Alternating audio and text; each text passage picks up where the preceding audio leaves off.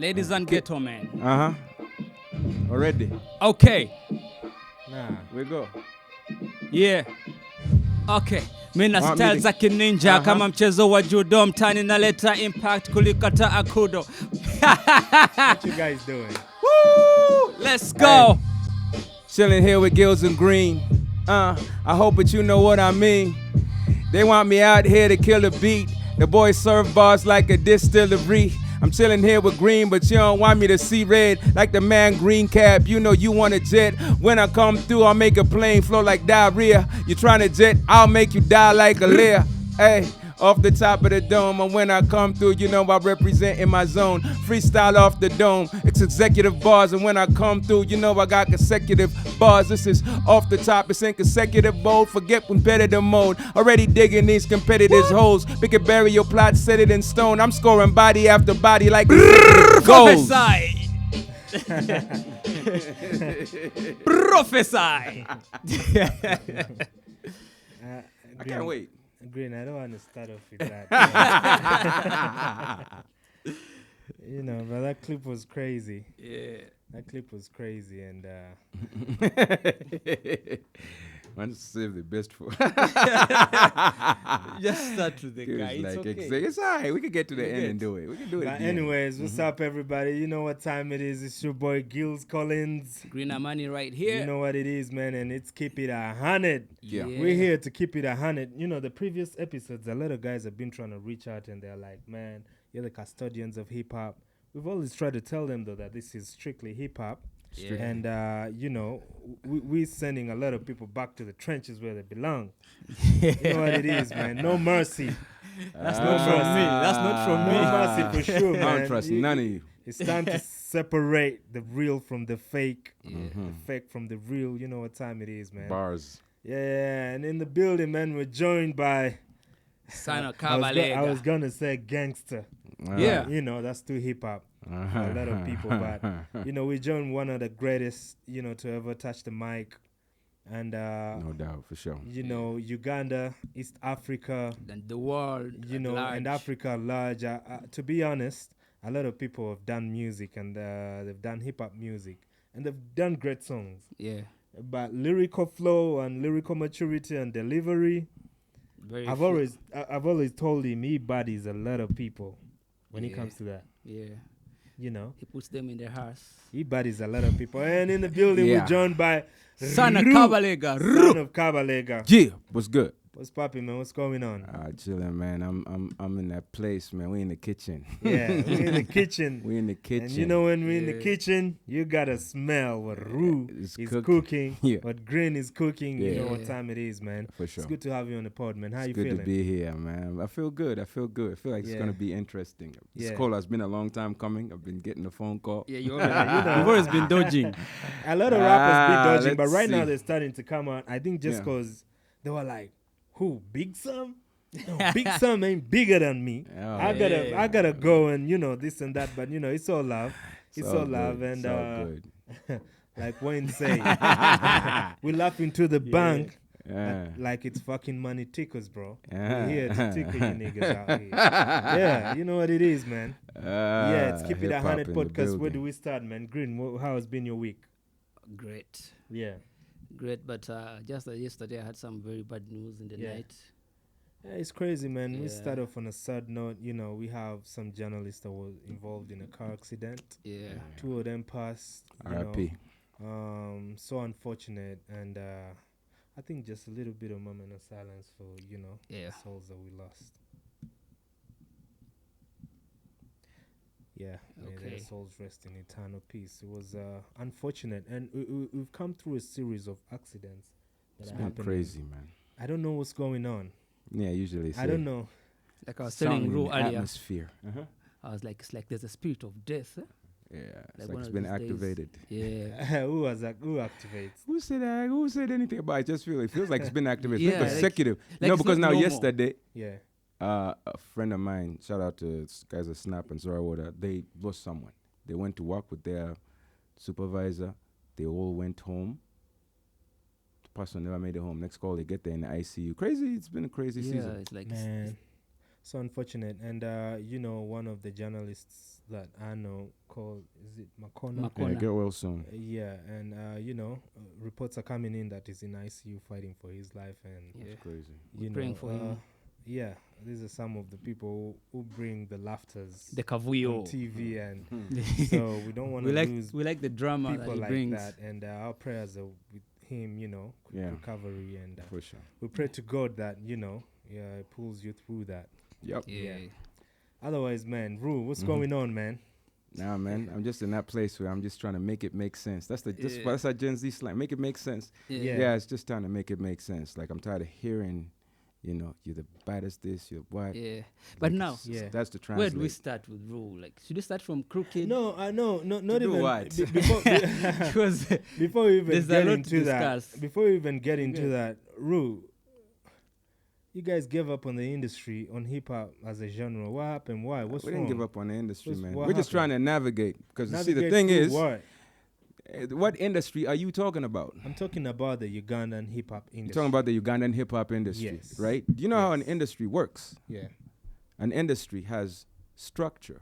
An industry You know has what? people in place. It's got supporters. People know each other. If you do an industry event, your industry people come through and everyone is for the culture. the It thing has is- rules. The thing is, It has stuff the going thing on, is- right? okay. So tell me Hold what on, was hold on, happening hold in on, hip hold on. hop. The do we thing have an is- industry or we just...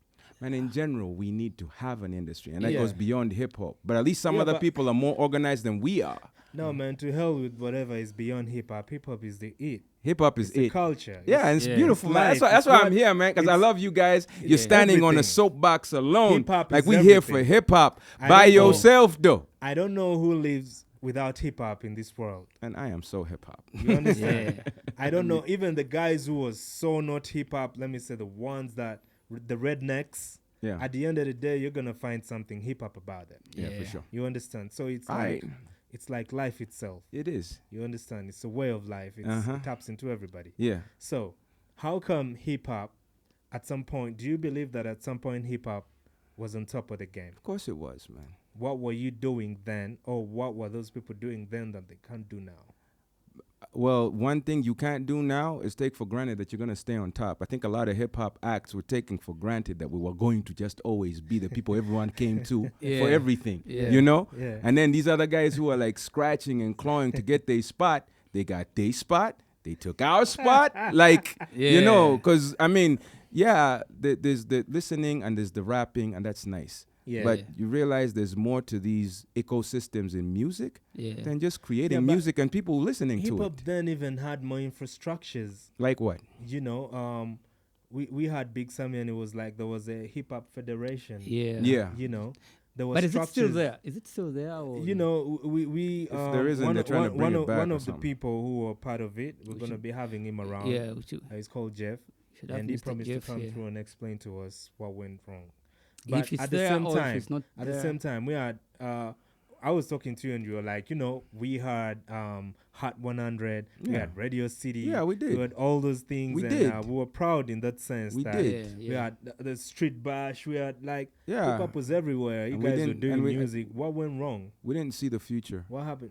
You know, hip hop has the profits, but it's like I think the eyes were closed or something, because we should have seen that we had to stay ahead of the game. You have to stay innovative, because even right now, for you to get hip hop Yeah. back on, Yeah. you guys had to be on a podcast. Of You know what I'm course, saying? yeah. Like, I you know what I'm know, saying? Like, we you had had to to start have the a forum. conversation. You had Yeah. to start the conversation. So Yeah. Sure thing. why didn't we think about this stuff Way back? way back? Yeah. You know, like for me, anyone who tells me that stuff is like, yo, I've been in the trench. I'm still in the trenches on this Yeah. hip hop thing. Yeah. You know, the reason we came out with the stuff we came out right after lockdown was because we were like, you know what, this is our only opportunity to really like get the To foot in the reset. game, Yeah. because everything was reset. Yeah.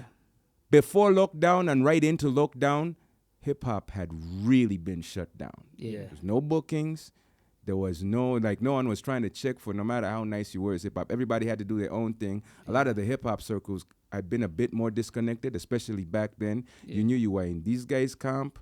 There's these guys' camp. There's these guys' camp. And some of the guys in their own camp would beef with each other. There's these guys' camp. Everyone's doing their Their own own thing. thing. Yeah. Dudes don't come together for nothing. So, at what point, you know, when hip hop took off in Uganda, Yeah. you know, where did you start off in Uganda? When hip hop took off in Uganda, we were kids. Yeah. It was a beautiful thing. So there was no politics. Yeah. Like whatever politics might be there now, like whatever stuff comes with adulthood, it wasn't there. Yeah. You were nice. Some guy was nice. You just respected No that you ego, both were nice. Yeah. Like there's situations, some of like my most memorable situations are like being certain crews being together like at a club that is no longer there. There was one of the 2-3 clubs that was in the middle of the city, and in the middle of all the music that was blasting, we were just spitting. We're doing ciphers in the middle of the club. Yeah. Like that's how What free clubs and were innocent. those? That was Silk. Paint us a picture. There was of Silk. There how was you guys Ange. used There to was roll. like everyone was going to Silk, Ange, Governor. Was Everyone there- was in A lot industrial of guys area. talk about the Deviate. Yeah. Deviate. Deviate was Sabrina's during the day. Deviate, Sabrina's, Jokers. Like everyone talks about that because that was it. It's not a big city, so there wasn't a big ecosystem for the city's culture, even in hip hop. But yeah, we were always there. Guys were, and it was even bigger than, and that was that time when you didn't just go there as hip hop acts. Yeah. Your friends came, guys would be playing pool, guys, just at some point we knew guys were going to go up and spit bars, you know, and then there were gatekeepers, there were guys who you'd write the lists. If you didn't get on that list, you beef people. You know what I'm saying? Like, Who was? But also, I think it was a time of like having crews at the time. yeah, This man, crew, like, this man, the crew, Bataka this Underground crew, was like a this whole crew. city. So, don't you think we need that back, like crews and stuff? Yeah, I mean, cruise is a beautiful thing, but like, you can't try to, just because we're back in baggy jeans, you know, doesn't mean we're back to the same fashion we were before. Because You can't really dress the new thing in the old thing. Me, the You way I can't say really about do like that. crew is, Yeah. you don't all have to be rappers or singers. Like the other guys could be like I your like assistant. that. I like the that. guy helps Support, you with your like a social system, media. a structure. Yes. That's what I'm talking about. Like, because that's what's needed. The soldiers need to be operating on different playing fields right now. Yeah. Back then, the soldier was like, we're all in the street. That's the street team. We're all doing this. We are the sound team, or we're the technical team. You know, we're the guys who are making the noise. And then there's the artist. Now, you can't just be in the street. You know, you have to be online. You have to be having these conversations. You can't. There was a time if you did something like this, you'd do it in the middle of the city, or you'd have to go to a TV or a radio station. Now, you got to find your platforms. You have to create the platforms. So, yeah, we do need the crews. But I like that you've explained that we need the crews to understand that now crew has to be a different thing. Or maybe we're going away from crews and hiring professionals. Maybe that because too. in your crew, actually, guys are probably going to learn on job, which is going to make it difficult for you to step up, because somebody's going to keep trying to. It's going to keep trying to do what they have to do, but they may not have the brains to do it. I think it's both, though.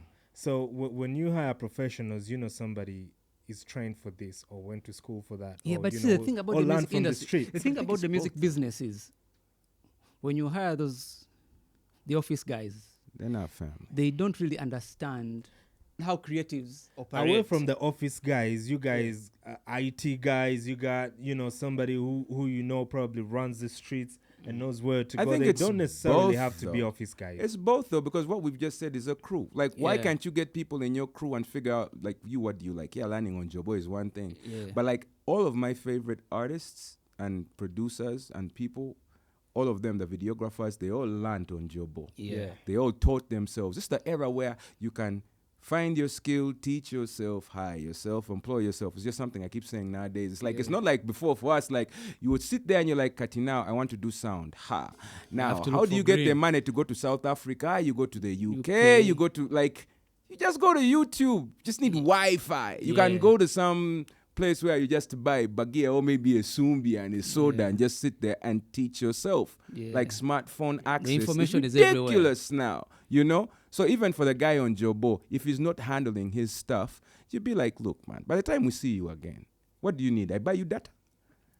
If this is your passion, go and look at the people who are doing it well and figure out how to do this, because that's what guys are making millions doing right now. Yeah, for sure. So what made it hard for hip hop to stay on top till today? Like, at what point did everything kind of lose momentum? I mean, first and foremost, like I said, we didn't see the future, which is maybe all encapsulating. Number two, we weren't intentional about supporting and keeping each other. Like, we were not intentional. You hear these stories throughout Uganda's music history. They just even say the last 20 years of artists who have had guys support them. Compose. They built these relationships with guys in the city. So it's not that this guy is always putting out music and making money back. No.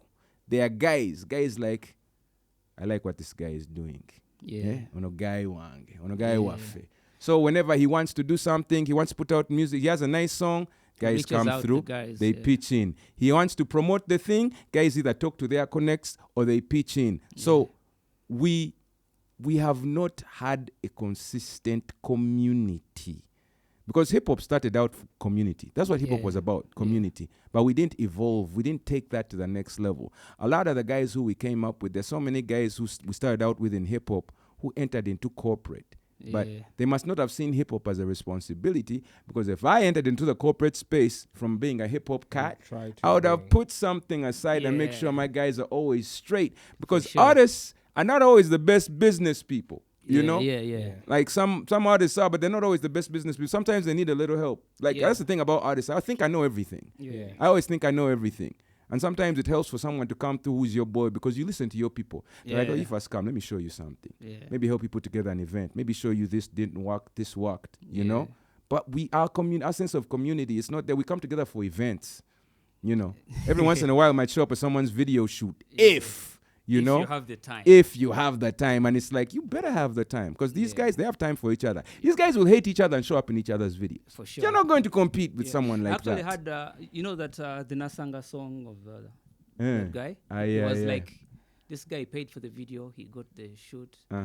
Kenzo. The other guy was actually like narrating how the whole thing came together. And it was another guy who helped all that shit go through. Like, where are my hip-hop people at? Where are my hip-hop people at? Because now, the one thing that I keep hearing, so you tell us what we have to do, but let me tell you what you have to do as well. You guys love hip-hop. You guys are in places where you're connected. You have the brands, you have the resources, you have the connections, everything from events to marketing to promotion. Where are you guys at? Where's the tribe? Because we need to come together and push this thing, because without the community, we're going to have these conversations like, why is hip-hop in this state forever? For sure. You know what I'm saying? We'll never stop talking. Like, we're never going to stop talking, and yet guys are there. Like, if you move in the right circles and you're like, maybe we should do a hip-hop night, we should do this, we should do that. But we don't go from talking. Or the guys who want to do it, and they don't know how to make that part happen. They know how to do the music, maybe. The thing about that is, most of the guys that I've met, those that have the cash, they're like, we don't get rappers coming to us. Like, we don't reach out to them and give them like these proposals and stuff so that they're able to invest into... Well, then the rap, we need to do our thing. Because for them, they have the money, but they can't go out looking. I know, I have the money. I'm not going to go looking for you. Because they have so many things to do. Yeah, for sure. And that's a big thing. That's another reason that we've struck out. Hip-hop has been, in this country, has had the habit of being, on the whole, as like a whole, like not individually, as a whole, kind of lazy. Kind of lazy. Like, that's just the truth. It's like, these guys will come to us, they know we are dope. A guy has things going on. You get. And that's the thing I've been saying. Like, we are very lazy because... Yeah, lazy plus ego. Because every time I meet these guys, they're like, we love hip-hop, but you guys are not... Yeah, because you know? The one thing you need to know about these guys who look nice in videos in all these other genres, I don't want to even have to be specific. When they turn off the video, they get on their knees and they get in front of their people. They go looking for them. They go sit at their offices all day. Where do you hear of hip-hop guys who do that? But at the same time, is that what you're supposed to do? At some certain points, you have like, if there's an artist, if you're an artist, you don't have to get and you've never been at that level where you were sitting outside people's offices, because some of the biggest artists in this country, the difference between them being successful and you, I know a guy who we know, he's big, he has when he's doing those shows, he sits outside those people's offices the whole day. So who are you? How are you going to compete with a guy like that? No, but I think it's a culture that is brewing a certain type of behavior that is painted for the artists to always. But it's not about somebody got to be on their knees for somebody to stand up. That's the truth. Because when I say being on my knees or being on you get on your knees, it's not literally like you kneel. It's the humility. I understand, but you're saying that, yet we know artists who have been on their knees physically down begging for shit. Yeah, don't do that. But no, you're going to have to humble yourself. And some of these artists I mean, what's the difference? What's the difference though? What's the difference? So what I'm saying is these people, because at the end of the day, if we have ego, even the people who have money have ego. I had was it Levixon who took back the car because the guy who gave him the car was always saying, see, the car is the chairman of the that's my car. Yeah, but now, have you seen Levixon's car now? That's what I'm saying. He had to Have you seen his car now? Have you seen his car now? You see the difference between, like, he learned his lesson and took back the car, and then he worked himself out. He didn't go back to do but the here's same the thing. It's like, here's the thing. Is like, I didn't say give up self-respect. Because a lot of people I didn't say that. Yeah. But let me tell you something. Even the Bible says the rich rule over the poor. You know what I'm saying? Yeah. Like, whoever is behind my boy, Levixon, I'm sure there's a way he deals with certain different people a certain way. There's time he has for certain people, he may not have for others. Because if someone is going to Yo, it's not about just musicians. If you're in any business, if you need a client, you'll do whatever it takes to get the funding that you need to do. Right, like, at the end of the day, you don't have to play ego. Kills, what are you even trying to say? It's not even playing ego, but at the end of the day, your work should speak for you before you beg for it. Right. You understand? What does that mean? Because here's the thing. What I'm trying to mean is be confident in what you're doing. Yeah? Be confident in what you're doing, because even those people who have the money are confident in whatever they are going to do for you. They are confident, yeah. But usually their confidence comes off from you've come to them and now who is the man. Look. You understand? Okay, so let's because they're also egoistic though. They are. So let's understand this, right? Wisdom knows how to dress. Yeah. If I came, do you have a suit? I have a suit. You got a suit? Yeah. I got a suit. Yeah. If I came dressed to this podcast in a suit, cufflinks, you know, shiny black shoe, and we start having this conversation, there better be a reason I'm doing it. Yeah. Because I'm not dressed for the occasion. Yeah. You get? Yeah. In every environment, you have to dress for the occasion, and that goes beyond how you're dressed. Yeah. You know? There's languages, there's ways to deal with things. You know, like I'm uptown with my uptown boys, there's certain conversations I can have. Yeah. Exactly. If I'm having the same money conversation with them downtown guys who came up, now them, they literally came up kneeling and came up doing what? So you're having a conversation with them. So for them, it's, screw that dude's money, because for him, the way he wants a certain kind of respect, I'm not ready to give it to him. Yeah. Is that how you're going to approach that? No, the thing is this. At the end of the day, there should be respect. Yeah, but sometimes... Respect is respect. Yeah, but you understand? Yeah, there should be mutual respect. You have to be so confident in yourself. That's why I even keep telling guys that, you know what? Put me in a room with the guys who have money, and they're gonna give me their money out of respect, not out of sympathy. Have you ever hustled to understand? Get? Have you ever hustled? When I say hustled, has someone ever given you a bit of a runaround? Like, you know, maybe this guy is busy, or you've given extra time to see someone. You know, have you ever been in a situation where, I'll give you an example. Like, everyone here is a VIP dude, right? Yeah. Right? But say you're in a sport, right? And someone you want to see is in VIP, and you're not in VIP, and you're going to find your way into VIP, right? But you're not in there yet. Yeah. How do you get there? I've gotten there a couple of times. How? Because of our without even being specific, how do you get in there? Because did you walk up to the guys like, I belong in this VIP? Or sometimes you have to wait until somebody... From the VIP. Somebody is not paying attention. So and you walk in like you VIP. Here's the thing. But you're still faking it. For my case, I would rather fake it and get into the VIP than to be real and be kicked out of the VIP. But that's saying the opposite of what I'm saying. Like, you understand? So anyways, here's the thing. Speaking for myself, I've ended up in VIP situations where I didn't even know that it was VIP. But because the person who was in charge of the gate thought I was VIP. I looked VIP. And I know I'm VIP. No, definitely. You understand? I don't want to take that. I didn't say everyone go and start becoming bigger and wear funny clothes. I never said none of that. But a lot I think you got the context wrong. No, people get it out of context. when you say it like that. Okay. You understand? That's what I'm saying. Let me contextualize that. People get it out of context. See, the kind of begging Ru is talking about is lobbying. Like they make lobbying. Oh, man. In the most respective way. In the most respectful way. Yeah, man, lobbyists dress very, very well. But trust me, how many artists have you seen on telly and how they speak of how they got their money? Even when they get in front of the people who are going to give them the money, they lay themselves down on the ground and they're like, I have to say, right? I'm going to say this on two sides. There's a dude who say, I had my instant eyes out of the come on. Okay, I'll say it like this. I'll say it like this, right? Number one, in our culture, Africa, we play the sympathy card a lot. Too much. We want to be sympathized. Yeah. No. But even beyond that, okay.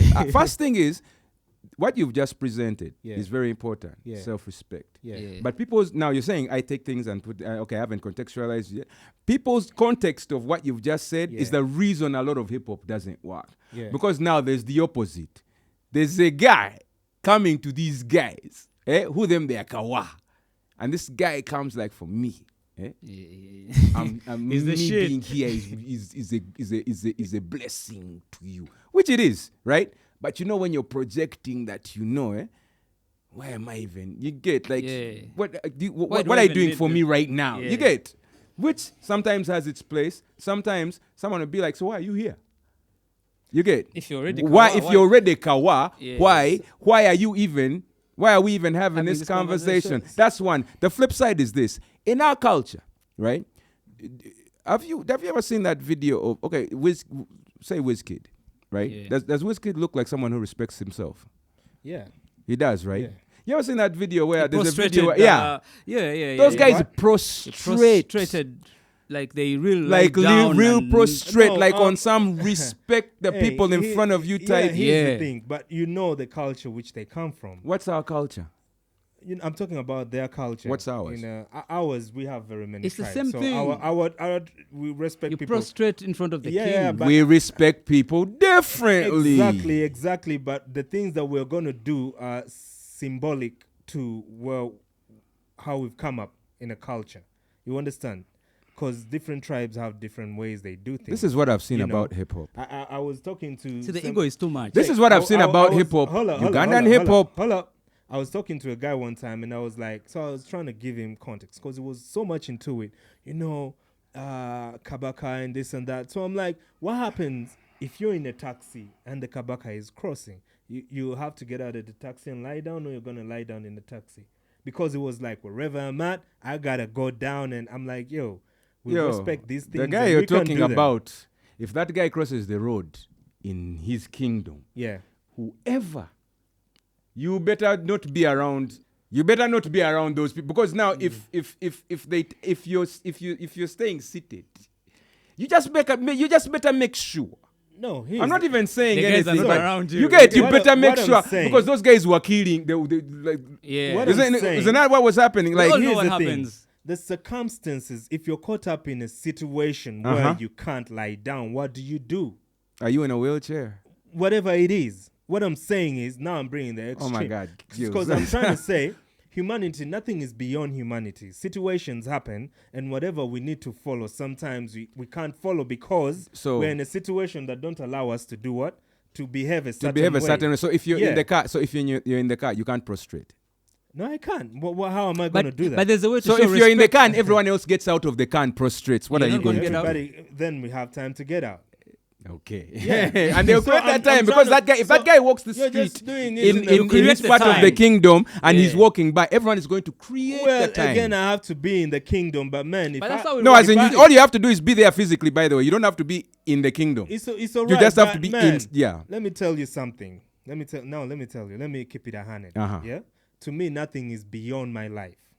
You understand? Yeah. How I feel like frustrated at the time. Listen, no human being. No human being has created my life. You can take it away. Okay. That's for sure. Yeah. But at the end of the day, that's why this saying of I'd rather die on my feet than to live on my knees. You understand? So at the end of the day, like I'm a hip hop dude.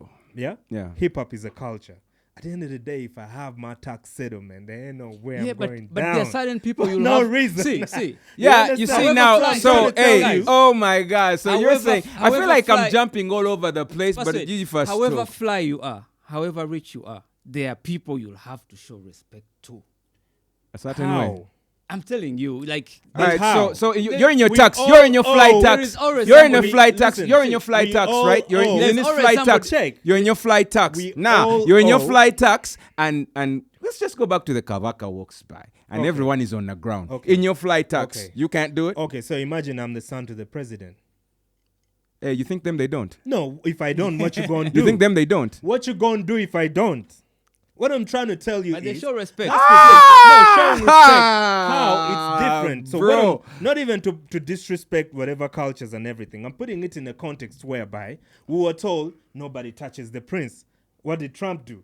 Tap the homeboy, and what you gonna do? That's Trump, dude. That's what I'm saying. That's Trump. That's what I'm saying. So you're Trump. It's just this thing of trying to show you. And I respect that about you, Gills. In your head, you're Trump. But right now, you're Trump. What I'm saying, no one should ever put you in position to do something you don't believe in doing just because somebody is higher than you.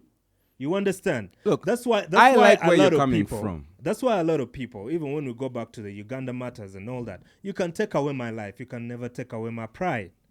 Okay. You understand? I hear where you're coming from. I'm going to respect you. We all going to do I hear where you're coming from. But anyways, to get back to the music. About? To get back to it goes back to the music. Yeah, all I did was say this is one of the reasons and I think maybe I feel like I need to now put what I said in context. But we'll get back to that. Yeah, Ru, here's the thing. Yeah, when you get back to music, a lot of people have lost their respect to the people who are gonna give them money in plain sight. Yeah. We're not even going to put it in context and say that, you should do this. These in plain sight. So tell us, this. okay, like what did they You understand? Like what? They've gone down on their knees to beg for money. Hip hop cats. They've even, not hip hop, I'm saying music. Okay, now here's the thing. Hip hop, the reason why probably we could say they didn't get the money because they can't do that. Because they can't do that. Yes. Yeah, but what's the issue now? Because now hip hop doesn't get played. What I'm trying hip hop doesn't get concerts. Hip hop doesn't get sponsorships. Hip hop doesn't get where's the middle ground? That these people have killed the belief that we can do it the corporate way, and we both come to a mutual understanding that I am a business, you have the money, invest in me. There is a better way to do that than to get on your knees. I mean, you understand? In Africa? Yeah, okay, you'll say in Africa now, but a lot of people have done and that. And by the everyone has their culture. And rich people all have their cultures. You ever see that stuff in the movies where you're like, okay, now if you're going to go and see the Japanese, you're going to be in a better place if you try to adjust and understand their cultures and you know when to bow and you know when to what, right? And that's money. That's money, right? And it's just an excuse. That's just an example. We are not saying don't be humble. There is a difference by, go, be humble, respect your opponent. Yeah, be humble. Yeah, but you're not going to be made to do things just because you understand. See, okay, so I have to say, right? I have to ask because this is it's not even a bad thing. It's not even a bad thing. Yeah, I think kneeling was the issue. So let me get away from all that because here's the thing. I remember in the years that I've been back, it's always this thing of, those guys, those hip hop guys. And by the way, now it doesn't matter who you were, as long as you did hip hop. Yeah. Those are the rich boys. Those are the rich kids. Yeah. They don't need you. They don't need. Yeah. They don't need you. They don't need anybody. There's always that capacity. They don't even need you to come to their things.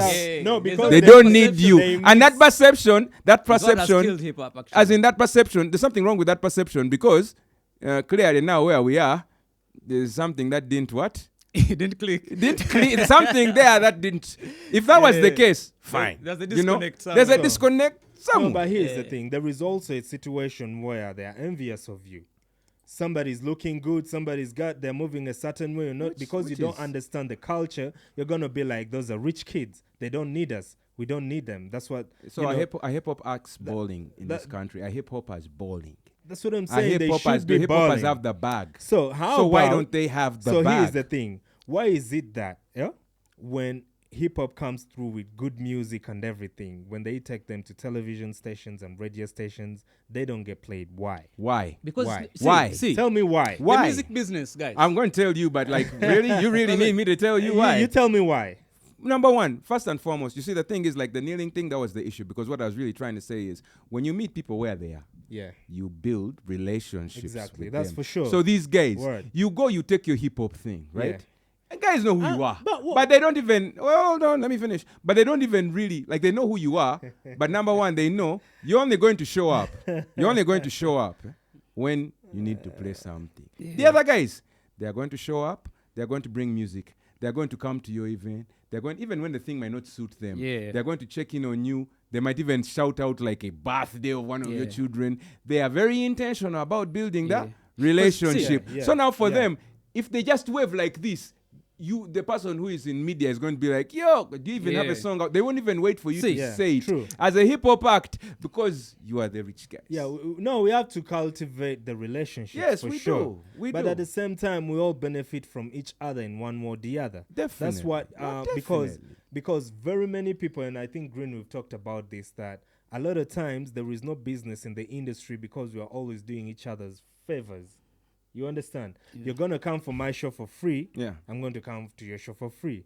But how is that? That's not doing each other favors. That's what I'm saying. No, people are showing up for other people. I just want to say that. I just want to say that, like, that's not doing each other favors. What's that? You're exchanging a service. Yeah, you're exchanging like a service. But also, but that's a very dangerous type of favor. You understand? A favor that doesn't come with some kind of sacrifice. Exactly, that's what I'm saying. I'll come to yours for free, you come to mine. Who's paying Exactly, for that's this? what I'm saying. Because the service provider isn't going to come service provide for free. How many times have you seen, let me say presenters, aiming at artists coming to their shows for free because they've probably played their music. That's an obligation for you who is at a station. Why do you make somebody pay for something you also benefiting you see, that's from? the dangerous thing is, we think those guys, they get perks because they do stuff for free. Man, most of these artists pay. Yeah. One way or another. And it's not even like straight up payola or whatever. But this idea that straight up. I don't know any guys out here who, even if they do it for free, there's a catch. For free. There is a catch. The guys who are getting them to play their stuff are doing something for them. Yeah. And really, I don't know how much of a perk, a benefit it is for you to come to my concert for free. You understand? Sometimes I always got frustrated and I'm like, okay, if the artist has agreed to pay, at least do the work. Okay, that's a different. You understand? That's a different. No, that's a different thing. At least do that's the a work. different thing. Like, there's a lot of guys in this Kampala city who are just really trying to take their word for the most muferas, fairing because guy. Like, that's different. Every artist literally has a story whereby it was like, you know what? I was just doing what it takes to get my music out there. And even the time they told me to do this, I did it and they did not deliver. And they didn't deliver. You understand? Yeah, but so it frustrates the artists. I got a question. Yeah. Like the really successful artists. How many of them have that story? Tell that story. Not have. Tell that story. Tell that story. It's some of them. I feel like the guys who tell that story don't understand that sometimes you don't need to tell that story. They don't understand that that's kind of the status quo. Yeah. Somebody is going to take your money for nothing in this business. And sometimes you have to learn how to just keep your mouth shut and find someone who will do for you when you give them the money. It's mostly the new young artists when they were coming up.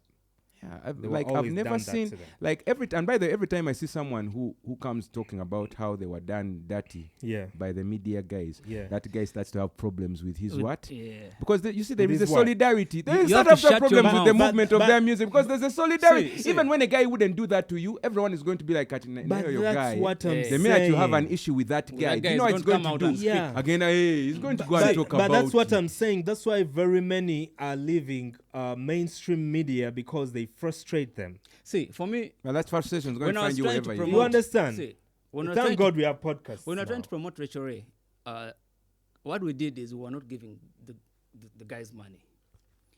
It's better for me to buy you like a gift, like a shoe. Yeah.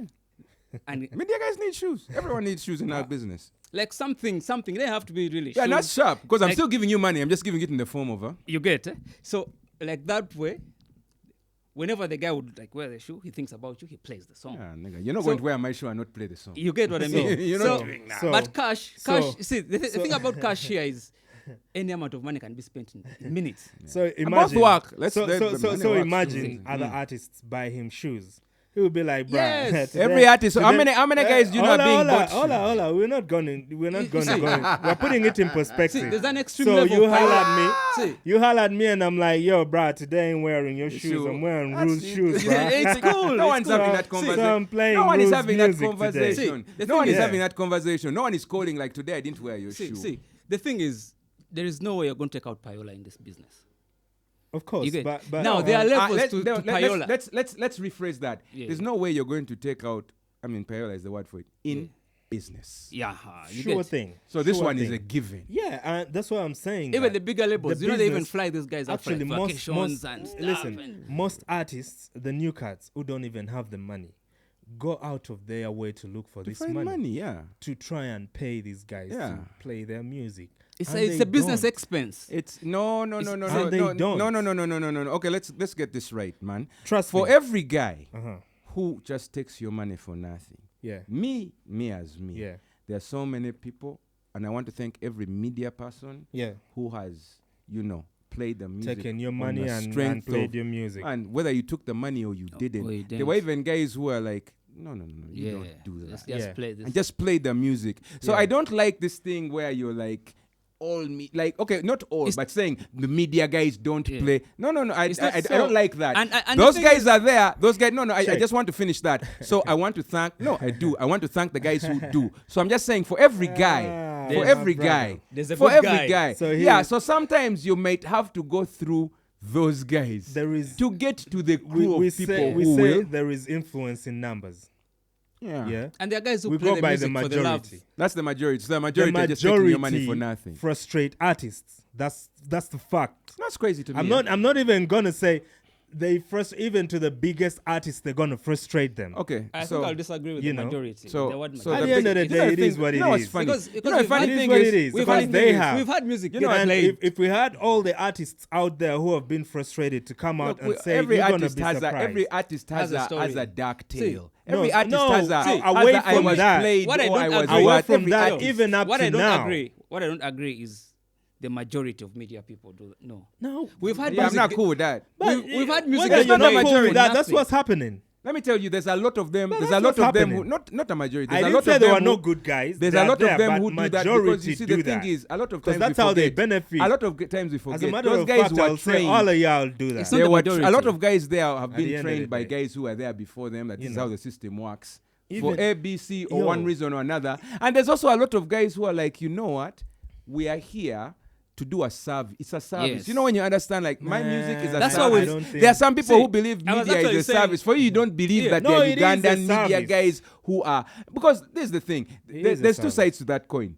If I only think one-sided, like on my end, right, I'm in trouble. Because I need to understand that there are very important people in media who not only do that, but they expect it to be the norm. Where they expect to They do are crazy there. stuff to you. Yeah. And get away with it. Yeah. And there are people who keep quiet. They know how to navigate those people. Yeah. And of course, the ideal is somebody replaces that person, and that somebody is a good person. Yeah. But until that someone is replaced, they stand at a gate, right? That's a gate. For music people, that's a gate. Yeah. And you have to deal with that person or that type of person at that gate. If I don't know that, if I try to disregard what you're saying, right, I'm in trouble. Yeah. I'll be here at 40, 50, 89, like, oh my God, why did this music thing not work for me? Because I don't want to disregard what you're saying. But there's a lot of cats who hold it down. There's a lot of cats who hold it down for people in music. Who do you think? For me, from my experience, is like most of the media guys have played the music for free. Yeah. Most of them. But there's a way you position yourself. It's like the few that... There's a way you position yourself. Like there is a positioning. Because now, very few times does someone take your money when you have constantly been giving them. Know what? No, You know I'm just what? saying, sometimes I'm saying rarely. And now here's the thing. I don't want to disregard, right? And I understand where you're coming from. Trust me, I've lived it. But rarely does a guy take your money when you've built a relationship with them. Rarely, Let me like tell guy just you. take your money and steal it. I'm not saying they don't do it because, man, sometimes they have struggles. What guy wakes up and just takes the money and does Now, you see, nothing. the most important thing with all this is the relationship. Here's the thing. Yeah. Build with these guys. Let me be honest with you. Yeah. I don't have time to cultivate relationships with Why? everyone. Hold That's up. why you I'm need not the management. saying don't make relationships. That's why you need. You understand? You know where Gil is going? He's going to Yo, feed a lot of people. He's going to build people houses. Relationships. Because when you create a situation like that, everyone who comes to you is going to expect money. Yeah, but see, the relationships- thing is, how many guys have money and they have failed to blow? Do you believe that relationships are built over time?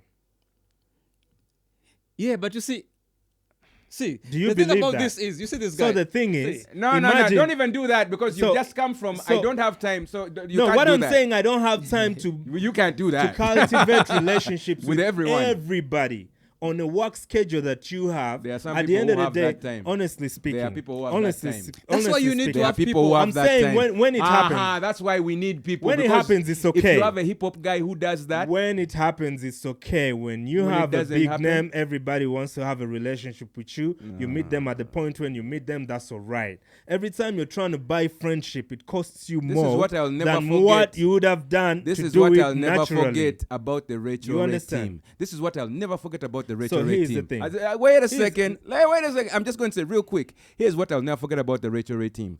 A lot of those guys went on to become very, very big and very, very. A lot of them, if not all of them, are successful at what they do because I watched those guys build relationships within the industry and become invaluable, especially because they showed what they could do with that product. Yeah. And those guys now, a lot That's of them what I are was saying. set. It's- So now you it's- continue saying what you are going to say. It's So the here's relationships thing. that we build A lot of with times these you'll people. not be there to see what they survived.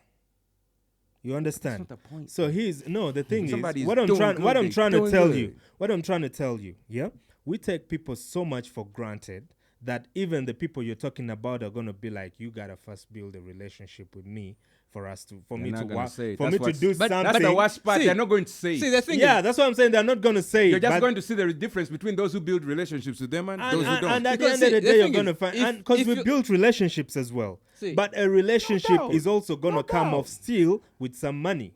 You understand? not So, necessarily. so at the end of the Not- day, you're gonna keep in a loop of looking for money to sustain, to See. be resourceful to these people, and at the same time, you need We're to. going to sleep here. So No, I'm just going to what I'm trying to say, and this is very important, by the way. It yeah? is. It is very important that you're giving an artist, a task to cultivate relationships. Do you know why I say artist? Because most of these people, sometimes when you call them, they're like, I want to speak to the homeboy directly by himself. It depends. but You let's go. understand? You For understand? sure, A for sure. lot of times, because I want it's to like a say- syndrome. I want to say. So if they don't see the actual person, I want to say. they're not going to move I want to say. because to they say- want to. I want to you know, say, right? Some of us, right? Some people. I'm just going to say, some people have been in very unique situations. They've been attached to people who have, say, a countrywide name, a huge countrywide name. That name resonates. So every time that person connected to that guy, some people want to go through that person to get to that guy, right? Like that name rings, like that name is etched in, like, say, the culture of that entertainment industry. Yeah. You don't know where that guy started from. Now, what I mean by that is, I wait. What I mean by gonna that be is, surprised. maybe not. But now here's the thing. Say someone has some direct information around the guys who were there for the building of that guy's career, right? Guys who built other things and guys who went on to do other very big things. People you know. Now, for me, I'm just saying, say this is this guy and say it's that guy, right? If we go back to those guys and we ask them the stories of what they went through to build that, because number one, that was a very, very specific, unique moment in the history of this industry, Yeah. even the history of the culture. Yeah. That was the first project. What it did and how it operated, that was like supernatural. That was like grace of God type, Yeah. you know. The energy was and it was the right. right people in the The right time was place at the right. right time. So Yeah. there are a lot of people who connect with that thing and they just want. That's a unique Yeah, but situation, bruh. You know, it's very, very amazing that we overlook the fact that people don't even value the people they were in the trenches with to a certain level. that I've been to happens. places where somebody paints a picture of how they were so close and this is my friend, man, we this and that, and when they get into their faces, you want to see the chemistry they talked about, It's and not it's there. not there. Because And sometimes you're they're like, different people. but that's what I'm saying. People change. So in my mind, I'm like, yo. So sometimes I get excited and start to do things and pull this person closer, thinking the other person knows them, but they don't. Because sometimes, they may not be lying. Yeah. Just at that point in their journey. That's what I'm saying. Man, there are people who right now, who I was so close to, who right now, like, it's like we are strangers. And I can understand where that comes from. Sometimes people grow and they evolve. They change. The crazy part of it is and you have to evolve with them. If you don't, or die. Evolve with them or that relationship dies. The crazy part of it is that you might go to someone like a DJ and it tells you how so-and-so is my hobby, so-and-so is this and that. And I'm like, but when they bring his music, why do you act like that? You understand? Why do you act like you go back into a mode of, you know what, now this is business? I mean, this is how people eat. And it's okay if it's business, but I guarantee you, even if that person brings the money, they're going to feel excited. They're going to play him at 2, like you're saying, late in the night. There is always going to be some sort of fiction. The only time I've seen. At the end of the day, these guys are going to tell you, we're playing Nigerians because they bring envelopes. These guys don't even have to come but to Nigerians us. have an You army understand? in this city. But Nigerians have an army. That's what I'm saying. You see, if only one of them was doing that, it probably wouldn't be what? Yeah. Nigerians, for them, they came as a colony. That's what I'm saying. It's a colony. And not in a bad way. They're very effective at what they do, but they move like an army. If you had that army, you would do the same thing. So you would have the same results, man. Check, in the same way, in the same manner. You understand that your people don't have the type of money. The little they have, at least treat them with grace. See, you understand? You're not going to compare them to, I don't want to say drug dealers. But for me, I keep talking about this. There was a time when Nigerian industry looked up to the Ugandan industry. You can imagine. Like the Nigerians were like acting like third world people. You understand? What were they doing? They were studying. They were taking all the things that were great about it, whatever. Yeah. Back in those days of those Kora Awards, they were studying. They were what? The same way this Tanzanian guy, his biggest idol is a Ugandan guy. Yeah. Study, you look, and what those guys somehow, and in the position they were in, they didn't have access to the money. So how did they access that? As in, you have to think about that. Sometimes grace. How did they access? Of course, what they did. Yeah, but how? No, let me tell you. Thing is you can be in a room with 10 millionaires and fail to walk out with 100 It's okay, but we all know what they did because it happens like that. We are not going to go into conspiracy theories and trying to say this and that. But that's what they're doing. That's what they're doing. But anyways, here's the thing. Because I like to talk about reality. Okay. You understand? Putting everything in perspective is nice, but what's happening is what's happening. There's a lot of money in this city, you understand? Bro. Yeah. So at the end of the day, what I'm trying to say is that, they looked up to us. And my question to you was, who is the biggest artist in Uganda right now?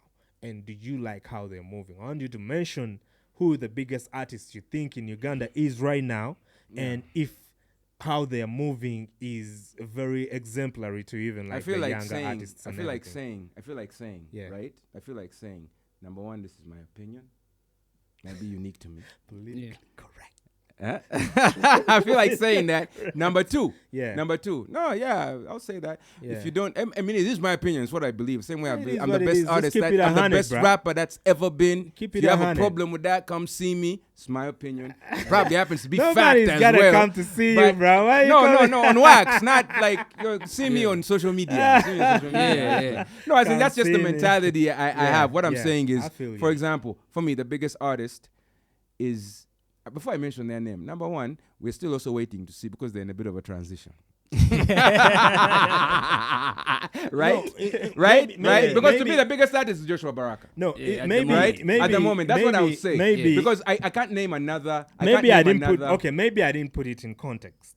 The thing is, what I'm trying to ask is, our topmost, like, from just leave alone somebody who was hit right now, and this and that. No, I'm trying to put it in context. Because for me, I live in the moment. So what I'm trying to say is, over time, a veteran that is that's why I say we're talking the three. We're talking about the three. Here's the thing. That's a hard conversation to have. You can categorize whoever you want to categorize. People. All I'm trying to say, just give us the top notch who was achieved, who was not the person who's trying to transition, like you said. What about what if they were the biggest, but I can't really? What if they were the biggest, but I can't really say they achieved? Like, what if I say legacy? I got a song with Green where we talk about legacy. Like right now, if we put you to rest, would something stand for you? Here's what I'm saying. What I'm trying to say is somebody that has stood the test of time and they're still running it. and their career is at the peak. You understand who has been at the peak for longest and how they are moving. Do you think they're moving in their best way right now as they still represent? Like over time. Yeah, over time. That's what I'm trying to say. Over time, I can't see. It's like I'm trying to say. I'll be honest, and I hope this never happens to me. Yeah. But over time, I can't see any of the overtime artists right now in a position that I envy. Yeah. None of them. Thank you. I can't see any. Thank you. Yeah. I can't see any. You understand? Even the one I'd call the most successful, what he did put a lot of other people in an issue. So I understand what they're doing and what their aspirations were and everything, but it did get a lot of us in a bind. So I can't look at anyone and say that I admire. So you look at us and be like, we don't have, like, Nigerians will tell you, okay, even their guys are not the best well behaved, but they're not always well behaved, but their guys, they're in they're terms top of guys. authenticity and seeking leverage from somebody who has stood the test of time that you. But can now learn let me from. tell you something. They used to oversay. Now I want to say Two-Face, in the same breath, things in the same breath, things in the like same that, breath. Mr. Matovu has held down his legacy like a boss. He's had his ups and downs, but even on the down, the average, right, has been boss. I was now, if we're going to talk about the top, greats, he should be the top. like the classics, like him and the Shakas and the what, so like those guys understood what to do with their opportunity. So here's the thing. Here's the thing. Yeah, I was going to ask who is Mr. Matovu, but I'm sure you're talking about the guy from Afrigo. Yeah. So here's the thing. You think Mr. Matovu resonates in a lot of like Ugandan minds as like the biggest artist to ever do it? The reason I said him, is because there are people who are let me good give at what they do. Let me give you some reasons. Yeah. Number one, you put any of your top artists against that guy. Who has just on a skill level from then to now. Put any of your top guys against that guy. Doesn't mean you've had the top number one hits in the country over that time. Guy had the number one hit that in half of the what continent. What I'm saying for over 30 years. Do you think his name resonates more than Chameleon? In the music honestly, globally, yes. See, the thing about Matovu is he didn't play the showbiz. I don't sing Chameleon's songs the way I sing Afrigo songs. I won't lie to you. Chameleon has done things, but let me tell you, when you cross East Africa, wait, help me. When you cross East Africa, who's singing Chameleon? Here's the thing. And I might not know. I don't even mean that. I'm not saying his songs haven't gone like that. But let me tell you, like that the Afrigo songs, those ones are they are principalities. Those are monuments in this industry. So to me, I think Chameleon's name is bigger than Matovu's name. Okay, respect. We'll agree, disagree. Like for me, that's how you I understand. Feel. Yes, how you feel. It's probably good. He's probably done music and everything. At an artist who's playing the showbiz game. You understand? That's what I'm trying to understand. Mr. Matovu is not playing that stuff. You have to understand. In Mr. Matovu's day, you'd have to get the Mr. Matovu of that day. Of that time. You get it? And then look at the Mr. Matovu, how he has been through time in his era and what was big in his era, what was stylish against Chameleon at his top. Unfortunately, Phile died. Yeah? But Phile, of course, was Phile something Bongole else. And Matovu, because you're saying of all time. Phile is like at the same time, Biggie. I will tell Phile you. is like Biggie. Difference is Biggie and Pac. It's like Jay. You know, it's like Biggie, Pac. Okay, so for who's bigger, Biggie, Pac, or Jay? To you? Right, I would say Jay. Because you see that, and you know why? Yeah. Because Biggie died. Exactly, that's what I'm saying. That's Philly why died. That's why I first said unfortunately. Yeah, I was still rolling up. Jay's guy. So the thing is, Jigga all the way. Yeah, I know, but I understand why. Because Jigga's done a thing for a while. At the same time, sure, Nina.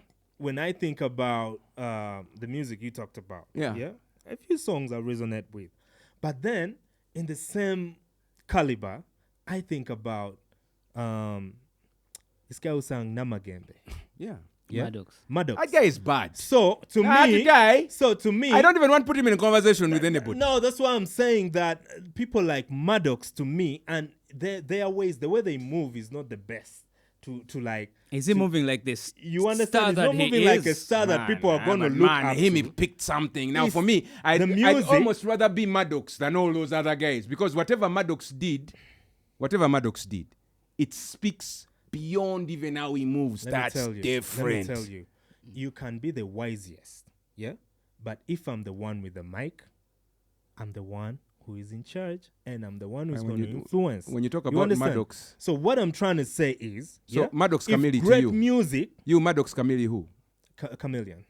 So if great music, because Maddox had a number. Don't get me wrong. Don't get me wrong. Huh? Maddox had a number of great songs, but Chameleon resonated Let's with talk the about nation. that. Let's talk about you that. You understand? Those songs were on how many albums?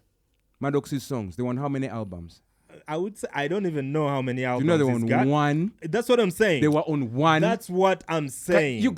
Maddox right now can command a bigger ticket off of one album. You can have how long is that album? Catalog, God. and not be the greatest. No, that you see, you're gonna have to give me more examples. So you give me another example of someone with an incredible catalog. I will tell you who is not the greatest because right now, like somebody moving funny. I will tell you, Nas has one of the biggest classics album, but it didn't sell more than Eminem. You understand? Nobody's putting Eminem's album over Nas. No, I'm trying to say. Oh, okay, I see what you're saying. You understand? Yeah, like but come you might have the best quality music, bruh. and being an artist is more than just one thing. You understand? We're going to start a whole other conversation if we're going to Eminem and Nas. No, I'm not going there. I just gave an example. You understand? What? Nas, and then even Eminem rated himself below. Yeah, so you see, have you ever seen Kamili rate himself before? Here's the thing. Eminem rated himself below Nas. And I just told you he still sold more records than Nas. Yeah, but that's what I'm trying to tell you. But that's a, that you see, every example you're picking has uniqueness about it. Here's the thing. If Eminem was black. In the game, check. If Eminem was black, sales would be different. He would not. No, I'm sorry. This is the thing, because you have to understand something. Okay. Eminem is one of the greatest writers of any generation. Here's the thing. But Eminem's subject matter could only be received because he was a white boy. Let me leave Eminem aside. 50 still sold more records than Nas. 50 ain't you understand? 50 is not going anywhere near Nas. He still sold more records. Why are you jumping that? Wait. How many more records? I mean, I know 50 has sold like serious records. So how many more records? What I'm trying to say is, if you're to compare 50 and Nas in terms of who is known better worldwide, it's gonna be 50. You understand? It's a beautiful song. You resonate with it. No, that whole project very is crazy. much. But Jamila and Aliyah is gonna resonate with more people in more places than Nama Game. You know, these are opinions, right? You understand? Yes. And many people will share your opinion, but they come down to opinion. It's opinions. That's why we're sharing this. That's why I freely say what I say. Because Kamili is a bad man. I've never not said he's not a bad man. He is, right? Yeah. But just because somebody did something great once and somebody did something great multiple times, you have to understand. No, I mean, the situation. That's like the Michael Jordan and LeBron James conversation. Exactly. Right? But and that is a crazy anyway, what? Because you see now, are you a James guy? You're a James guy. Hold. So here's the thing. Anyways, we can go on. We can do this. We can do this all day. We can do this. We can do this all day. But even before we cross over to speaking up to you about your career and where you started and everything that went down. Is that going to be a different podcast? Definitely. Yo, with this podcast, you never know what direction it's going to take.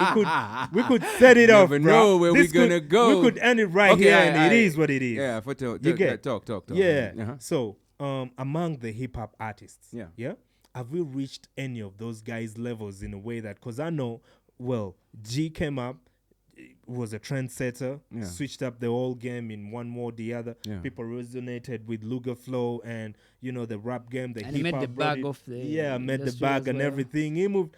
At least he did something, and a lot of other people did things, but it's safe to say they were not to the level whereby how his thing took off. You understand? Definitely not. Yeah. So thank God for that. Yeah, sure thing. So in the hip hop world, how are we going to argue about who is the greatest? Categorically in terms of what they've done and what they achieved, away from just going back to GNL every time because he set the pace. Yet he even came after a lot of artists that were already there.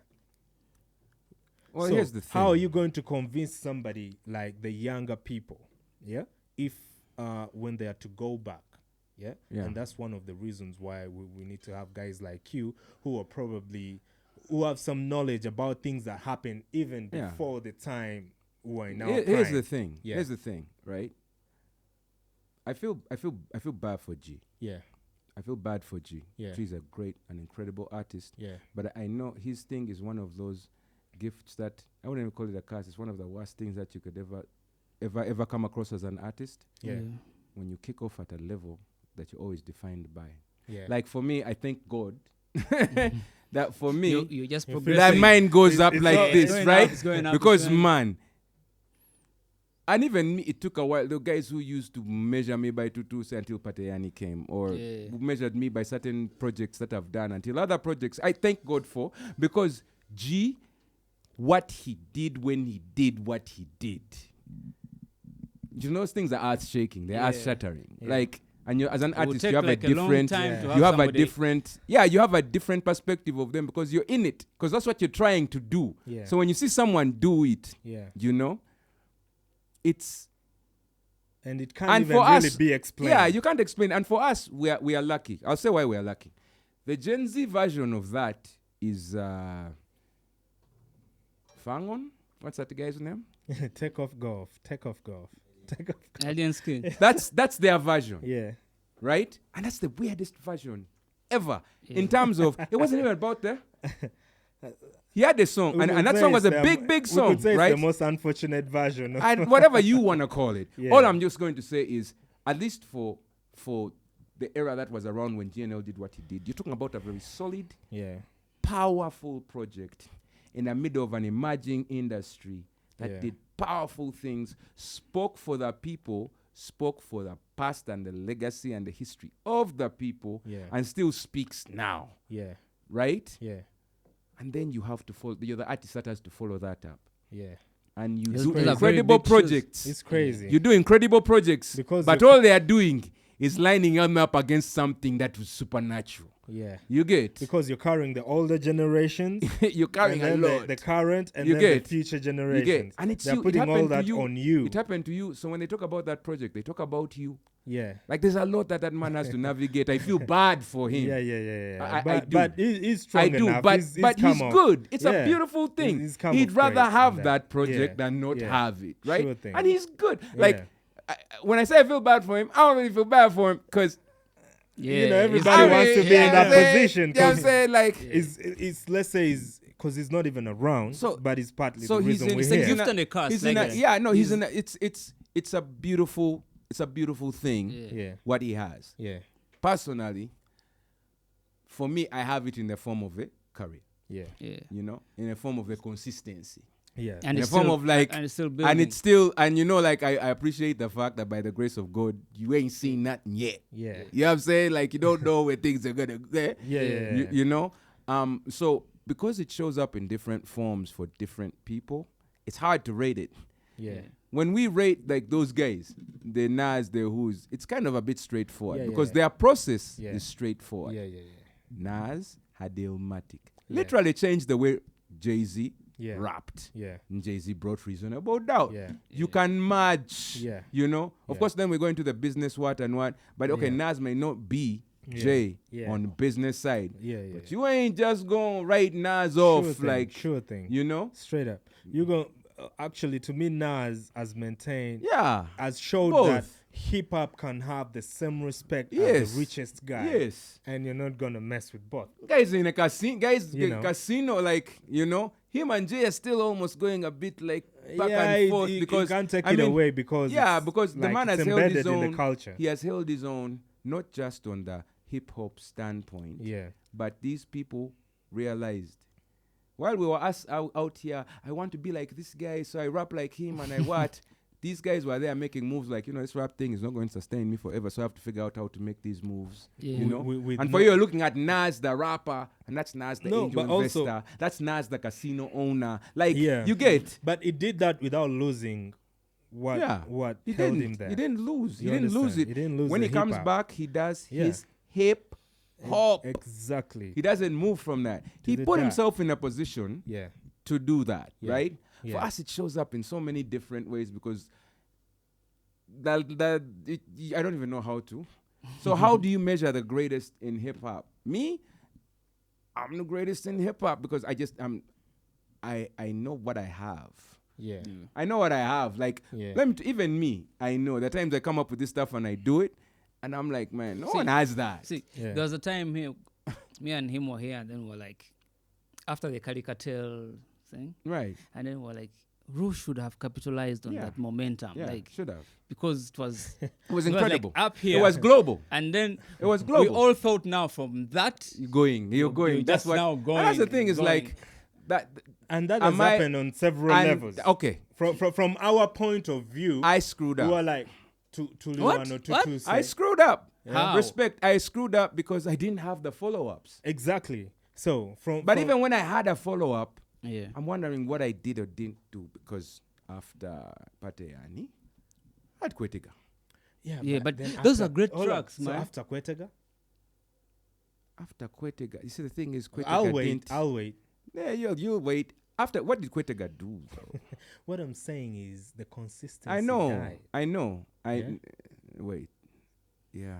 In terms of I screwed up. Yeah, in terms of good, because it happens repeatedly from Tuli say from like, that time. Yeah, but from the Tutuse era, you don't have to understand the Tutuse era looks like that because especially in the Tutuse era, I only made one of those a project. That's what I'm saying. I only made one of those a project, and even the next one I didn't even consider it until everyone took notice of it because me, I was just doing my hip hop thing. You. Ghana ambassador, the new spokesman for Africa, and the guys were like, forget that Tutuse thing. Now this one here is like, this is a shit. Exactly. I was like, So anyways, it gets us into I don't know whether this is gonna be side B of the part, but it is what it is, man. So we have Ruyonga in the building, of course, and nice. It's a pleasure to have you, man. Thank you for having me. It's a pleasure to have you because green. And I think anybody could attest with me that Ruyonga, to me, I've always said it, and I've even said it to you several times. Yeah, you have. I've told you that, I don't see whether it's Nasty C, whether it's MI, whether it's nobody, whatever. None of them I'm like, we have a guy. If you put this guy in the same room with these guys, they're gonna turn and be like, who the hell is this? Yeah. No one's seen. You understand? No one's seen. Yeah. So to me, I think you're like the greatest rapper in Africa. Yeah.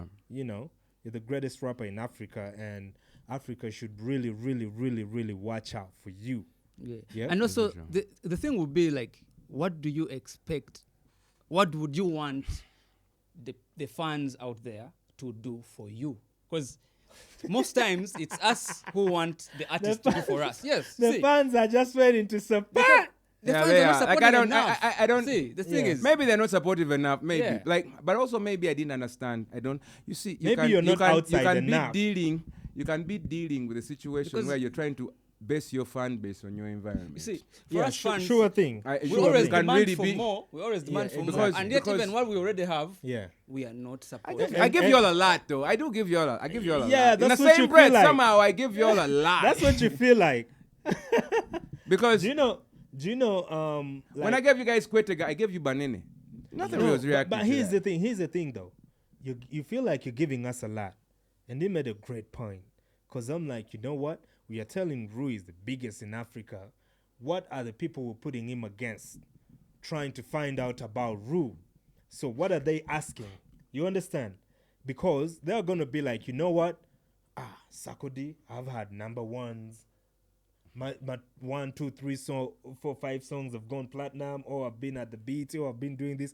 So there is, like you said, with GNL, it carries a lot of load from the oldest generation because things took off after they had even done something. Yeah. But when his took off, it felt like nothing had... It made it look like what they had done had not taken off yet. Yeah. You understand? Like so he took it to a whole other level. Yeah. So what I'm trying to say is they're going to look back and be like, okay, you saying Rui is the greatest rapper in Africa. So what has he done? This is the point where you guys play that legacy track of them. Because I feel like those are the questions I ask myself. Like for me, I really do. I'm the first one to ask myself, like, if everything stopped right now, Yeah. What are you gonna say? What you gonna say? What are you What's your gonna legacy? say? Yeah, what's your legacy? Yeah. You know? And we have the answer for that. We've done a project. And more than just the project, there's a couple things I believe we're doing that are gonna rectify that. I'm privileged and amazed that even me myself, you know, I've always told people that, you know what, I'm just in this game for the love. At the end of the day, when it's all said and done, I'm satisfied with the efforts I put in. That ain't me. They saw them or they did not. You understand? What I'm trying to tell you is that when it's all said and done, there is no going back. Oh, like that's where your stop is. Yeah, it is you understand? What it is. Yeah, yes, so it is what it is. Good, I'm not stopping so here because I'm appreciate. we got some stuff. No, to do. in my mind, because I know definitely. Yeah. But in my mind, I'm like, you know what? At the end, that's why they say when people die, they say he has run his race. You understand? Did he but some guys die before they in your lifetime. There's some people who died and didn't. Someone who told us there's a reason why in the Bible the people who they have chapters and there are people who. And this one begat this one, and this one begat that. Like that's the only thing. That's the only mention. You didn't do anything. The only thing you did was you were born and you died. birthed. So here's and the you thing. died. The beauty of it is, you know, when we got along, Green and I, because we were around each other for too long, but this set off at some point where we just decided, you know what, let's do this. Right. We're not going to wait to we were tired of having the same conversations we were within tired ourselves. of We were like, getting so you guys decide to have those conversations. We were tired of getting ready. You rat to everybody and you point out everywhere. Yeah, and you shake that right and you shoot that right. Shoot that right. We had to start the conversation. We had to start the conversation. No, for sure. No, it's a good thing. But at the same time, I'm happy that the movement that stood for hip hop or that took off at the time, you know, from the person who set it off, you know, Baboon Forest Entertainment, a lot of people, because a lot of things come and go. So in my mind, I was like, a lot of people look at, they love BFE, but they look at it in a vintage type of way. Yeah, they don't know how much BFE loves them. You understand? Yeah. So for us to stand in the gap and be like, you know what, we're gonna do BFE, and through BFE, we're gonna represent hip hop because at least we've seen it from the start. You understand? So the movement that I'm glad that we're starting to win people's hearts over with the conversations. And, you know, I saw a comment somewhere and somebody was like, oh, I'm glad BFE still exists. Yeah. Because in their minds, and that's what people do. You know, Big Trill, Munji and everything. Yeah. So they still like, think of BFE as the crew, as the rap crew. But BFE is a culture, like, structure. And I respect hip-hop culture. I respect G for that. Like, you understand? That he has a modern expression of something that stands for hip hop. Yeah. Respect to G for that. Like, because if you remove it, exactly. If you remove this, we don't have a conversation. Forget, like, we're not even, there's no conversation. For sure. There's concerts. For sure. And maybe singles. And we don't have exactly. We don't have exactly. Maybe listen. We don't have. Look at this. We don't have and guys in corridors. Yeah, we don't. No, we don't. Like we don't. And that's the thing is like it's not a culture if there's no conversation. It's you can't say that it's a culture because you're having a conversation on someone else's platform. Yeah. It's not a culture if there's no conversation on your own platform. It's not. Exactly. And so, like, we really do have to appreciate, as a hip hop community, I hope we do, have to appreciate G for that. I think even the people who have problems with G, I think deep down, because if G wasn't there, there wouldn't be anyone to have beef with in terms of like, and those things create conversation. You guys do be doing some wild stuff though. But it is what it is. I get what the end goal is. You know. But at the same time, that's why I keep saying G is the reason we're here because he never gave up on Baboon Forest. No, he never gave up on hip hop. Yeah, he never gave up on hip hop. That's true. Baboon Forest. I know he didn't give up on, but he didn't give up on hip hop. Because he knew that hip hop needed a structure to thrive, for it to thrive. Because the truth is, we don't give enough credit to the fact that a lot of people have put up these things. Yeah. And they just use it to try to take from people. And they don't use it to give back. To serve their own interests. They'll even go to national institutions and say, I'm getting this thing to give back to these people. Then they put the thing there and they tell him, now, if you want to what? You need to. Like hip hop has a rare gem in BFE. And by virtue of that, of course, its founder, GNL. Yeah, the vision bearer. For sure. So, backtracking. Backtracking. Who is Crooked? Who is Crooked? Crooked is a man Ruyonga buried. Was Crooked bald-headed?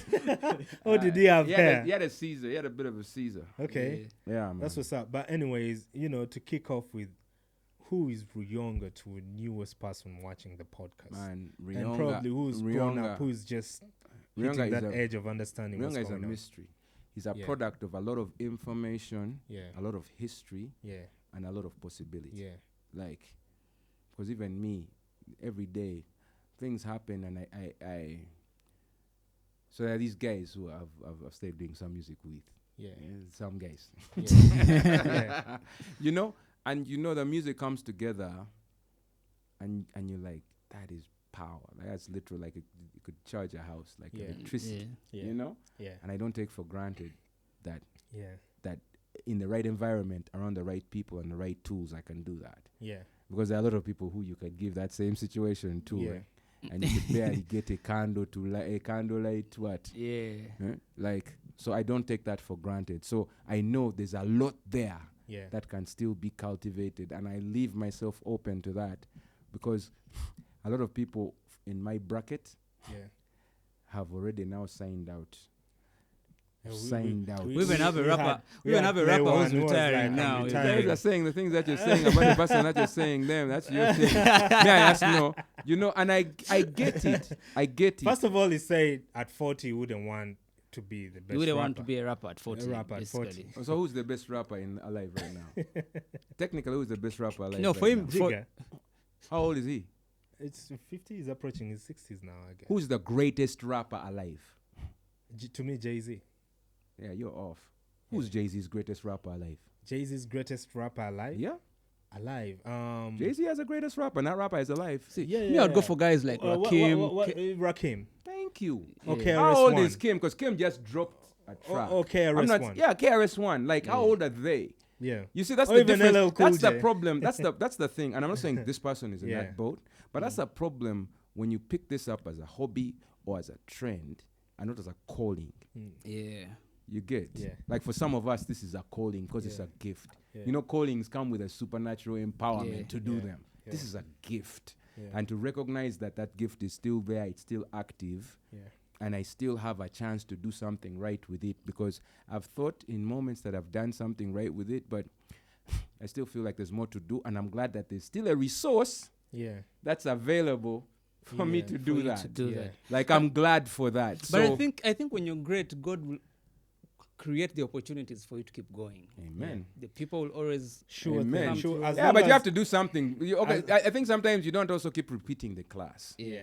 You know what I'm saying? Say what you want about Jay, he's not repeating a class. Yeah. Now he's making it look like he's repeating a class because he's taking you guys to his high school album, his literal photo album. Yeah. But what he's doing, but then it's he's doing it progressively. Yeah. Like, so maybe that's his way of saying that his time is, I don't even know. Whatever the case may be. Yeah. It's a privilege, but it's a responsibility. Yeah. There's a way. But I must sign out. Getting to a level. There is a certain way. I must run my race and say I've run it. My question is this: when do you think is the right time for you to stop dropping new music and go back and bring back the old music? Because there are some songs that people haven't heard yet, but they're already out. Yeah. Wouldn't it be right for you to first go back and bring them? I think, now here's the thing. So is that what we do? We put all the new music on hold completely and go back and bring back all the because now, if you guys think that I haven't been doing anything in the past, I don't know how many years, because 3 songs. I will shock you. Which guys know 3 songs only? Sure thing. I'm saying that there are some guys who talk to me and like, they'll tell you, from Tutu say up to Pate, and the guys were like, Tutu say, what has happened? When is the next track? When are you dropping something new? And the guys who have been doing that from Pate Yani, you get? Yeah. Depending on where you are. What I'm saying is that there are a lot of songs people don't know. Yeah. And they actually did something, but they could have done more. That's what I'm asking. Banene, Tutukshana, thingy. even Gangos, we need to push jamming again. In fact, me and BFE, we're going to do something for jamming. Yeah. Shout out to Cindy, shout out to Kevin. There's actually other music too. Like, there's a lot. Yeah. There's a lot. So we definitely have to be mindful of that stuff.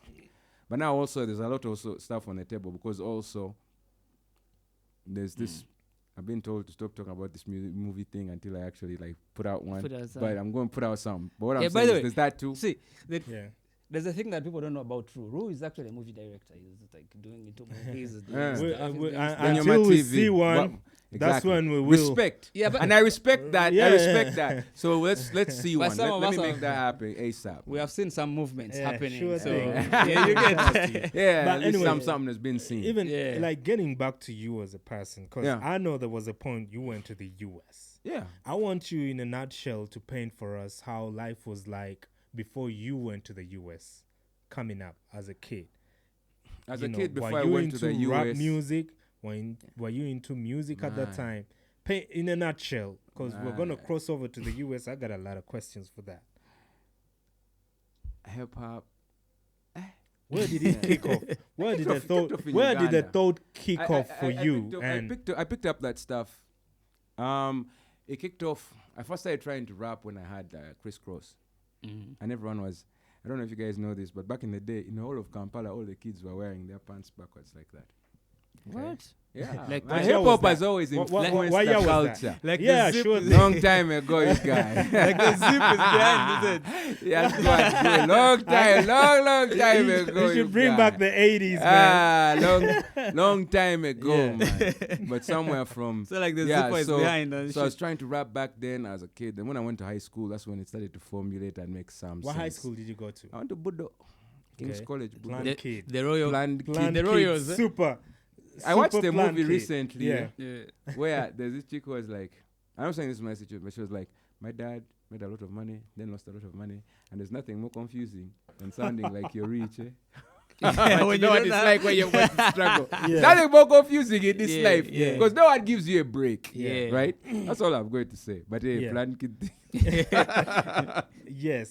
So you go to Budo and then we start, like that's when we kick off. And so Budo, we are of course like, you know, when you do stuff like this, especially in that era for us, you're kind of outcast because what you're doing, no one else is really on. Yeah. Like back then, there was no UG industry. There was no UG music industry per se.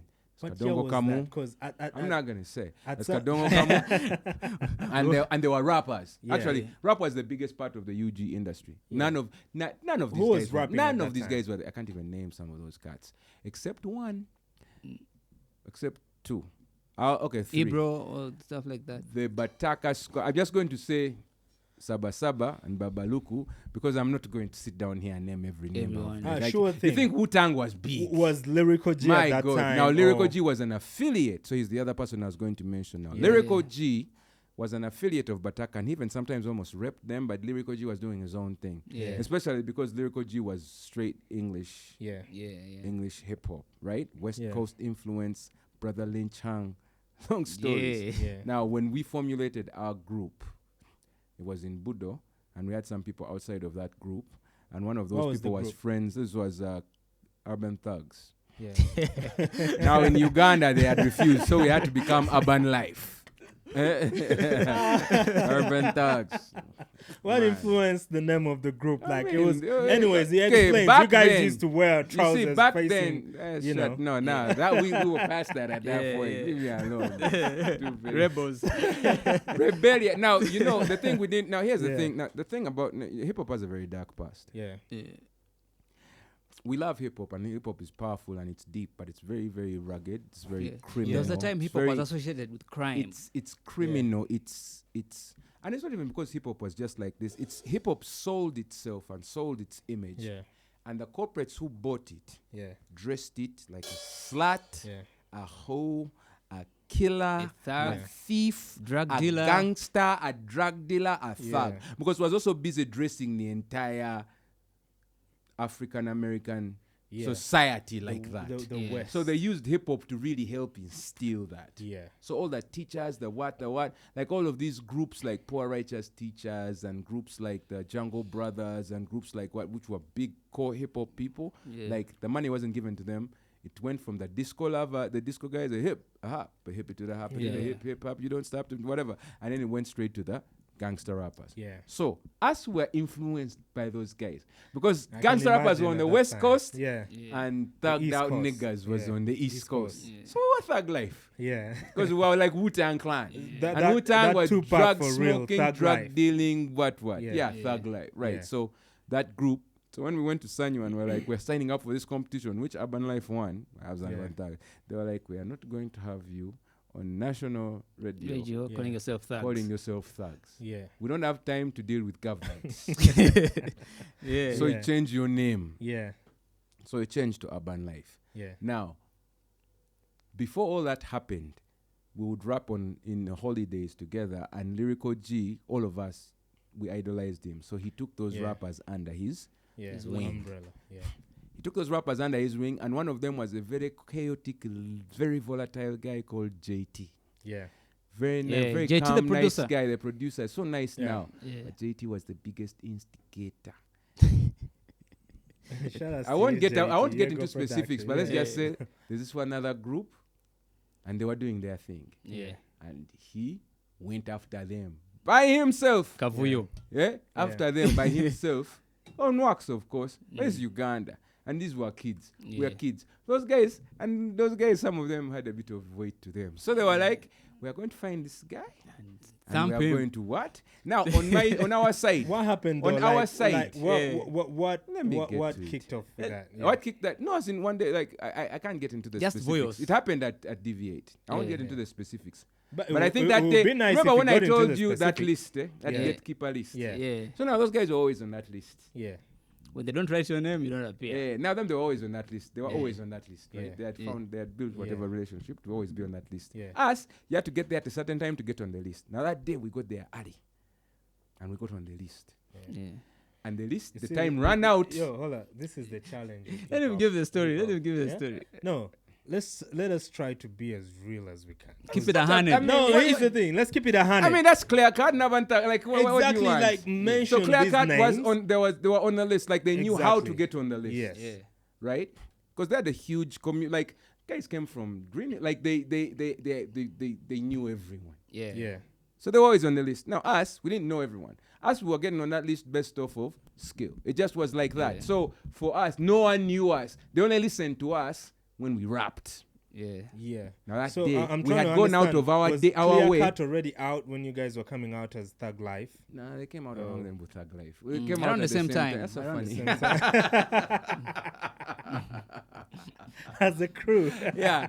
So Yeah. our crew came together around that, like little after their crew came together. Okay. Interesting. And they were nice, but we didn't see them as nice because we were annoyed. Because that day, the sports ended, Yeah. and them who were always on the list, they were the last to go. So they Yeah. took our. Your sports. We were annoyed. So we were dissing them from where we were, but quietly. What Those guys, What? those what? JT. The whole time they were trying to rap. Fuck you, what? You guys, what? To the point where, like, towards the last song, I think it was. But that was a deviate, First, right? wait, a deviate. Towards Right, the yeah, last yeah. song, I think it was. Anyway, one of them, I'll just describe him. The small guy who also used to get in trouble a lot. Now, the other version of JT. Papito. No, Papito was never small, man. Okay. JB. who was it? No, JB wasn't the smallest. Navio. What are you talking No, Navi wasn't the smallest. That was Okay. the The myth. This guy. okay. Anyway, you've said what you've said. Yeah. And for me, what I'm just saying is, Yeah, there was a guy, like he was their outspoken guy. Yeah. Abalang. He was there. You said what you It's said. okay, He was it's the okay. outspoken just guy. keep it 100, bro. Relax. Yeah. If you said the name, you said the name. First one, This it guy said 100. myth. First, you want the story. Nigga No, said the because myth. I'm like Clearly, you are trying something Yeah. specific. at He's that trying to time. start Because, something. yeah, clearly. So anyway, Yeah. so our outspoken guy, their outspoken guy. Yeah. Yeah. So making noise was now as we knew we had beef. Yeah. Now them, they are planning to jump that one guy. Yeah. Yeah. We are planning to jump all All of them. So at some point, they're also planning to jump all that chaos. One day, those days, there were no cellies. There were no Yeah. cell phones. So I don't know how Lyrical G organized it. He got us all together in Tinder. We hung out, we rapped, we went to ate pork together, and that was the end of the beef. Right? There was no... What would have been hip-hop's first there was beef no, in OWAS? There was no back and forth at all. Like, what was the conversation like? Pro, I don't know if I've ever got, like, now I was crooked. So I don't know if I've ever, I went for the whole crew. You guys have missed out on certain things. I had, like, me alone, because all of us and everyone was bad. But me alone, but are those I songs had come for them. Are those songs one song. I had one verse. I had come for. I didn't even know them, but I had come for. I've never come for you guys in my life like that. Like I had come for. It was young. I'd come for them. Is that song anywhere somewhere we can get it? No, we wrote it. I think that's what made LG make that call. Because LG is connected to everyone. We wrote it at his house. Wow. He saw his boys, his young boys, his mentoring. At that point, he saw his young boys. We're all at school. Okay. He saw his young boys. Nobody got out of school before we got shipped out of the country. Nobody. As soon as we even got close to the end of school, everyone got shipped out. It's all other story. But anyway, all his boys were at his house writing, rapping, saying things that no kids should be saying about other kids. Like, he was like, what is this? And he didn't say anything. He was even encouraging us. Little did we know he was on this side like, I need to get all these guys together and end this nonsense. Right? As a big brother. Yeah. Because also, the guy who did Hostel, it's called MMC. MMC was also in that boat of him. He liked chaos. So when he found out that there's this crew that's going to whatever this crew, and that crew has the Daouz and and him is a producer, he was like, you guys can come and record this thing. In my studio. My studio. And his studio was, I don't even know if it was a bedroom or a bathroom or a shower or a what, with a bed and a mic. You know, the good old days. That's what I mean. There's no environment I can't rap in. I don't know how, because we rapped in anything. So he squashed that beef, and the greatest battle track ever in Uganda's history literally entered Uganda's history. It didn't happen. Yeah. Do you think that's something? Okay, so now we have LG to blame, because at the time, so is it to blame or to thank? Hold on. You're looking at it like it would have sparked something, but man, so here's the thing. It could have gone badly. It could have gone badly. You see, you're in Uganda. You're in Uganda. Yeah. You never know who you're touching. Exactly. You even think you think you're good. Yeah. Or you think you are connected. Yeah. You never know who you're touching. Yeah. So now you touch the wrong person, and the conversation goes beyond hip hop. Exactly. I understand. It enters into different territory. I'm just putting it in the perspective of if it had stayed subtle, like as hip hop. You know, of course, when you put it in perception again, you might say it could have gone beyond. It wouldn't even matter. But do you know why? Because unfortunately, with the Biggie and Pac situation, they ended up losing their lives. And that spirit is sure thing. I understand. And but there was and Bambi, man, the things we were saying. Those guys, even now, they would have never. But here's the thing: you could see what happened with Jay-Z and Nas. You know, at some point, of course, it had to be put to a stop. Those guys are in an industry. People have conversations. No, what I'm trying to say, I'm looking at it in like the beef, you know, in the game. You know, people were waiting for responses. What is he going to say? Away from the fact that, it's getting violent and whatnot, there was that point where people are like, we are eager to really know what they say. What's that guy going to say next? Going to say? People were on radio waiting to listen Number and everything. Number one, the era you live in. You can do that. Yeah. The era we lived in, was crazy. Nobody was going to allow you to do that. Who are you going? Which platform were you going to? Were you going to go on TV and say that? Were you going to go on radio? Were you going to go on? There was nowhere to pass. There was nowhere to pass. It would have just been okay. It would have been a street thing. It would have been a street thing with kids who are. Not street. Plan life. What? But at the same time. But no. Now, as we had one or two streets. There are but still, it would have, of course. And now, man, that era. I don't know if you guys have ever been. There was an era where schools would fight each other. Yeah, I think I've ever had. Green Hill had all the ragas, all the what? Green Hill. Yeah. All the legends come from down.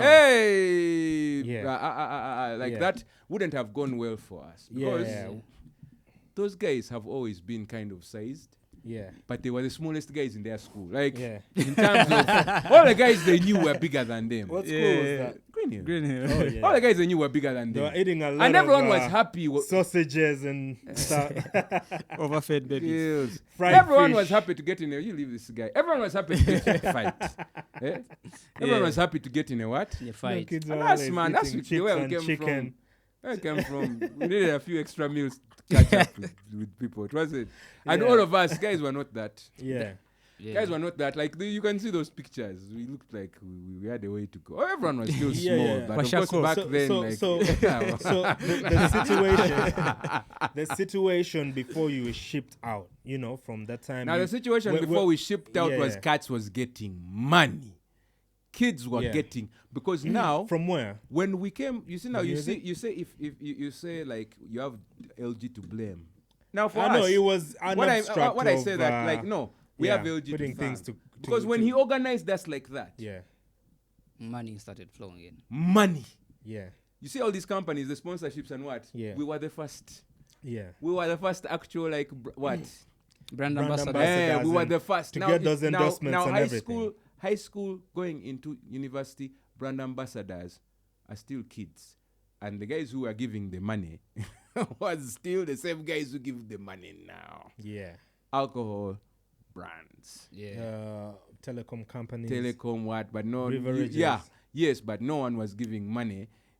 The alcohol brands. You've not seen an era where alcohol brands give money. Because That was really the era trying to where get it, yeah. alcohol brands give money. So they had high school kids being ambassadors. Yeah, ambassadors going performing at clubs. Yeah.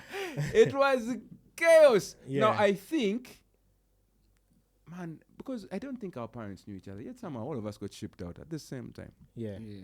All of us got shipped out. The one got shipped to Canada. The one got shipped to Asia. The one got shipped to US. The other one got Malaysia, shipped to India. what? The other guy Yeah. got shipped to Yeah. Okay, and they didn't ship us to one. Everybody- we became United Nations of hip hop. We got shipped out So everywhere. So Different why do you think that was so? Was it the era was becoming like crazier and crazier? No, I think they could since see where you it were was getting going. What was money good as with young the kids. we were lucky before we could even understand what trouble we were in getting Yeah. that money. We went What because was, now, Yeah. I can't speak for that crew, yeah. Yeah, you can but only now speak, us, you can Yeah. only speak from your own experience. our crew, we Yeah. hadn't seen that type Yeah. of what Man. Yeah. we had no. So at that We time, had not, and those guys were booking us. We're being booked in club. We're being booked in what? so at that We're going to time, be like Museveni and his compadres who came out of the booth. so at that time, for what music like? It was straight up hip hop. Yeah, were the companies interested in your music? No, here's the thing. What is was we the were- music doing? Or it was just your lifestyle? Now here's the thing. Or your Just the connection. performance. Now here's the thing. Or your connection. Guys, since those you were- guys have always planned those kids. guys Yeah. no. Our connections were against that stuff. Especially back then. Yeah.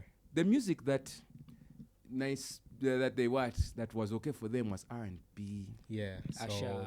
Like this was before before 50 Cent rap and hip hop and R&B didn't mix. Yeah. Didn't really mix. yeah. 50 Cent That's was the before era. Ja 50 Cent Rule. was the most gangster whatever, but him and Ja Rule was the era. Those gangsters, that Yeah. was the era when they started singing on. Yeah.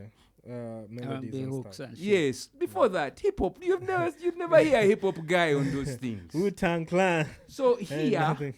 here, kids didn't want to resonate. Okay, they like that hip hop stuff to dance with the girls, Yeah. what, slow what, Yeah. the rubber dub what. But But when they were feeling them, like they're aggressive, as a youth, flossing, you like, felt like I'm- you're aggressive, you best, have money, I'm you cool. have what, and we're Yeah. about to embody that stuff. So like that's what was running in the street. Yeah. So those companies, they could see our future The customers lifestyle. and even some of our current customers. This is the music Yeah, they're the about. music- yeah. So now the money, the first place the money landed was in hip hop. Yeah. It landed in hip hop heavily.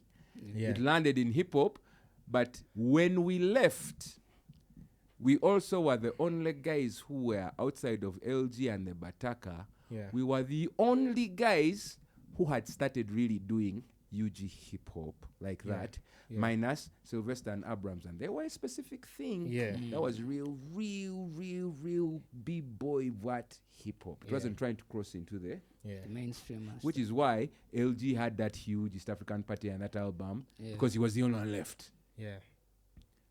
was the only one doing LG it saw at a that time. bag. Yeah. All of us were supposed to see that bag. LG Zanu saw the bag. I remember there was a time I was with him here, and then I asked him, "Do you remember some kid who came to you?" And like I was very young, and then I actually saw him at Sabrina's because my sister had escaped from school and then came and picked me.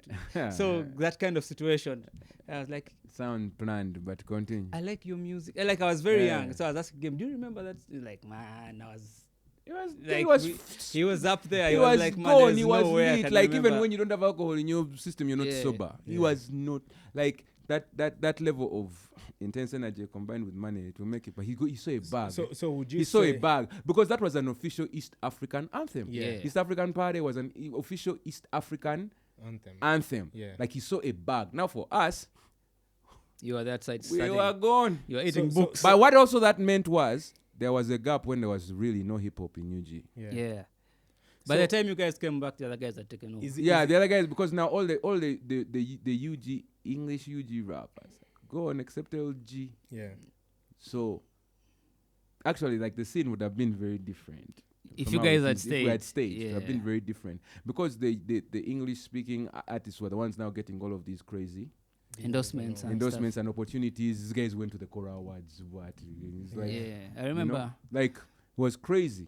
But I mean, they were not the only ones. There was also dancehall, the Miles and one. Those guys were also going. But man, there was that hip hop was novelty because number one, I don't know, no one expected Uganda or even African, but Ugandan artists. But like back then, we were the premier guys. Like we were the first ones on deck. Yeah. Nigerian who everyone looked up to what we were doing. Our hip hop, our dance hall was starting. Yeah.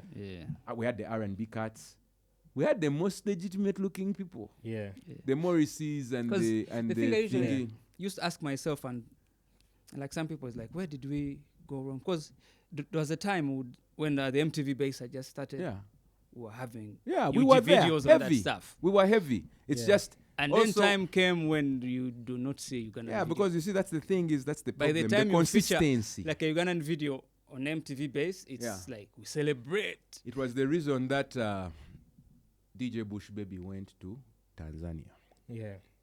Did the Utake thing. A big part of it was to give Ugandan representation in East Africa. Yeah.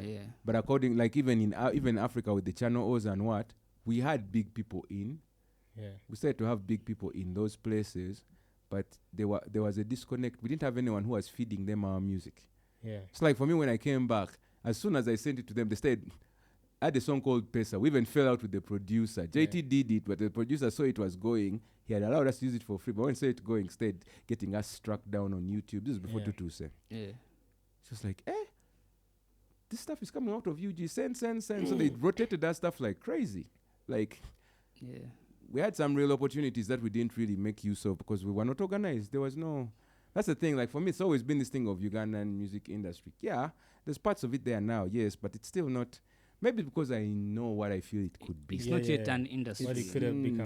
What it could have become, different thing. Yeah. Different thing. So what year did you step out of Uganda? 2001. 2001. Yeah. Were you forced to go out or did you... Yeah, but it's someone's forcing you to go to America. Yeah. What kind of forcing is that? Like, you may not want to go, I'm saying, but like, it's America. America. What I'm saying is, you also want like, to go. Okay, let me see. Yeah. But still, you also want to go. And you know, you are, What reasons and the were way you they given? did it. Yeah. How would you like to spend part of your vacation? Super planned kid. So you get, so you're going now. You like I told you. There's nothing more confusing, Jonathan, than coming from a planned environment. Have your parents ever asked you about vacation? When do you want to go? But it's explaining something. The story hasn't ended because for me, that's what I thought was entering the planned life. When I reached there, they were like, this is the situation. You go into school immediate. Because nobody has time to have you vacationing in the US. Who are you? What is this look like? So went there. Now for me, I ran after hip hop when I was there. Because there was a statement that messed with me. Yeah. Before I left, I was with these now proper planned kids. We were at Serena. We were somewhere. One of those hotels. Nile Hotel, Sheraton, what? And I rapped. And everyone was like, wow. One guy was like, yeah, okay, sounds good. But if he was around those American rappers, he would sound like trash. So you're like, now let you me want go to talk that about side. ego. You are like Now I went with Wusung. I went pumped with up. the You're like, papas. who is out there? With the papas. And I was shocked. It didn't take much for me for American rappers to be like, hey, bruh, It's crazy. you are bad digger. Now, So we're crossing. So you get to the US in a nutshell. US, How was the environment? How did you feel? So was it something you had expected? It was a very interesting environment. Yeah. So I went there for school. My uncle was a professor. He was a professor in a town called Champaign, Illinois. So we're near Chicago. Yeah. With all its violence. Yeah. Just by 3 hours. Kankaki. By like 1 hour, 1.5. Yeah. So we're surrounded by, we had this college town. Now this college town is one of the biggest college towns in the country. So what happens is very big universities in the US, they're like the size of little towns. Yeah. Right? Yeah. And all the kids who go to school there, the parents have sold into or they've paid into the infrastructure and they came from there from years ago. So everything is there. Whole bars, the Bandari Rise style, they were there. Yeah. All of the boutiques were there, the radio station, the but kids around it's just school, the college. Yeah. The college town. All the different college towns are like that. So now the Yeah. college town I was in is like one of the biggest college towns in the country. Now, that college town had also some black kids who'd go there, especially who came from Chicago. They come from nice, well-to-do families, but because they're around a lot of black people, they also want to act black. Yeah. So there's that chaos. Now, that college town, when you get to a certain railway, when you cross it, you're in the hood. Yeah, in the hood. To the dungeon. You in the hood, man, nigga. And it was the most interesting thing because that was the first time I realized even the hood has white people, it has Dominicans, it has what. Because you used to think the hood was only blacks. Yeah. And you are from the hood of UG where you were inspired. Now you're in the real thing.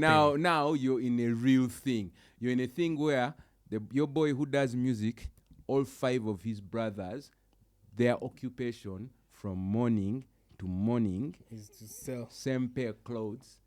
5 days, same clothes. You know what I'm saying? Yeah. You know what I'm saying? Hit the corner. You know what I'm saying? Yeah. Hold something, flat iron to keep them warm, right about cheap. Yeah, straight you know up. what I'm saying? Chopper still choppers hot. and whatnot. You can hold it for yourself. Police activity was crazy because the police's main job was to keep the rich college people's life away from the hood guys. The thugged out life. So they were there's like Illinois has a very, at least it has had a very racist culture in that sense. Yeah. Like there's this, it's very interesting. The lines are like that. So you are in this part of town where your uncle who has come from UG because they don't play those games and his family, they have a nice house. They're in a nice neighborhood. Yeah. Ain't nobody playing stupid games like that. You get on the bus, you go 15 minutes that way, the housing is starting to change.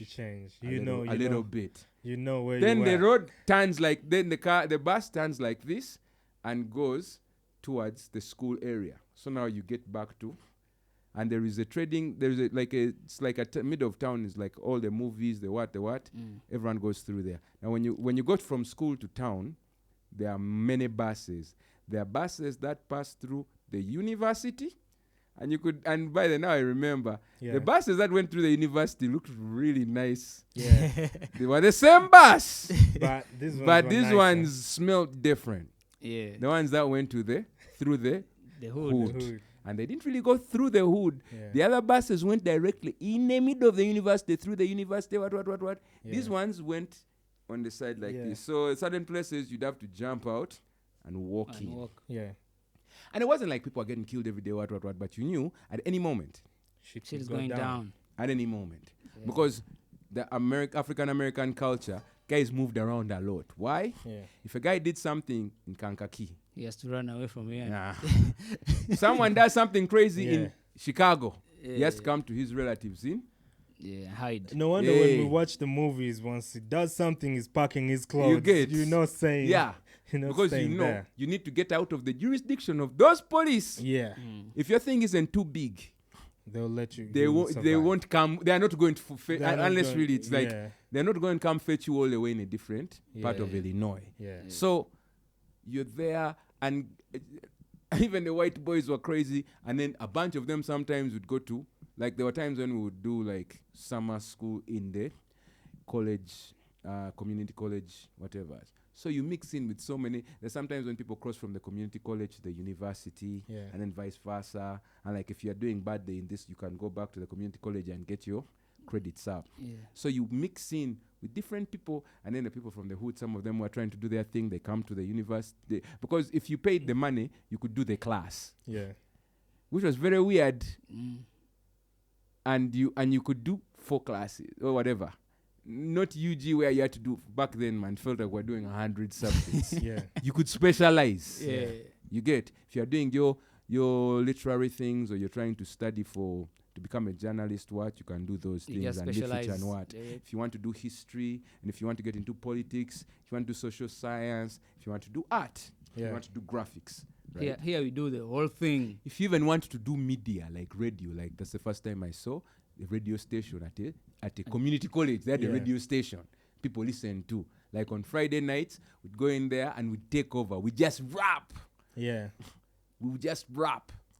And that's kind of where we started to build our reputation. So we'd rap there. We'd rap at the community college. We'd rap at the university because they also had their radio station. Yeah. Sometimes we go rap in a hood. Yeah. For me, I wouldn't rap there very, very much because you didn't really want to kick it there like that with those people. Yeah. Because when alcohol enters the system, everyone becomes a different person. Yeah. Then you'd also come and kick it in the main part of the city. We can the see city it came from. The city came from all of those. It's a city, but it's a town. But where it's a was big that town. album done? Because I remember. Album?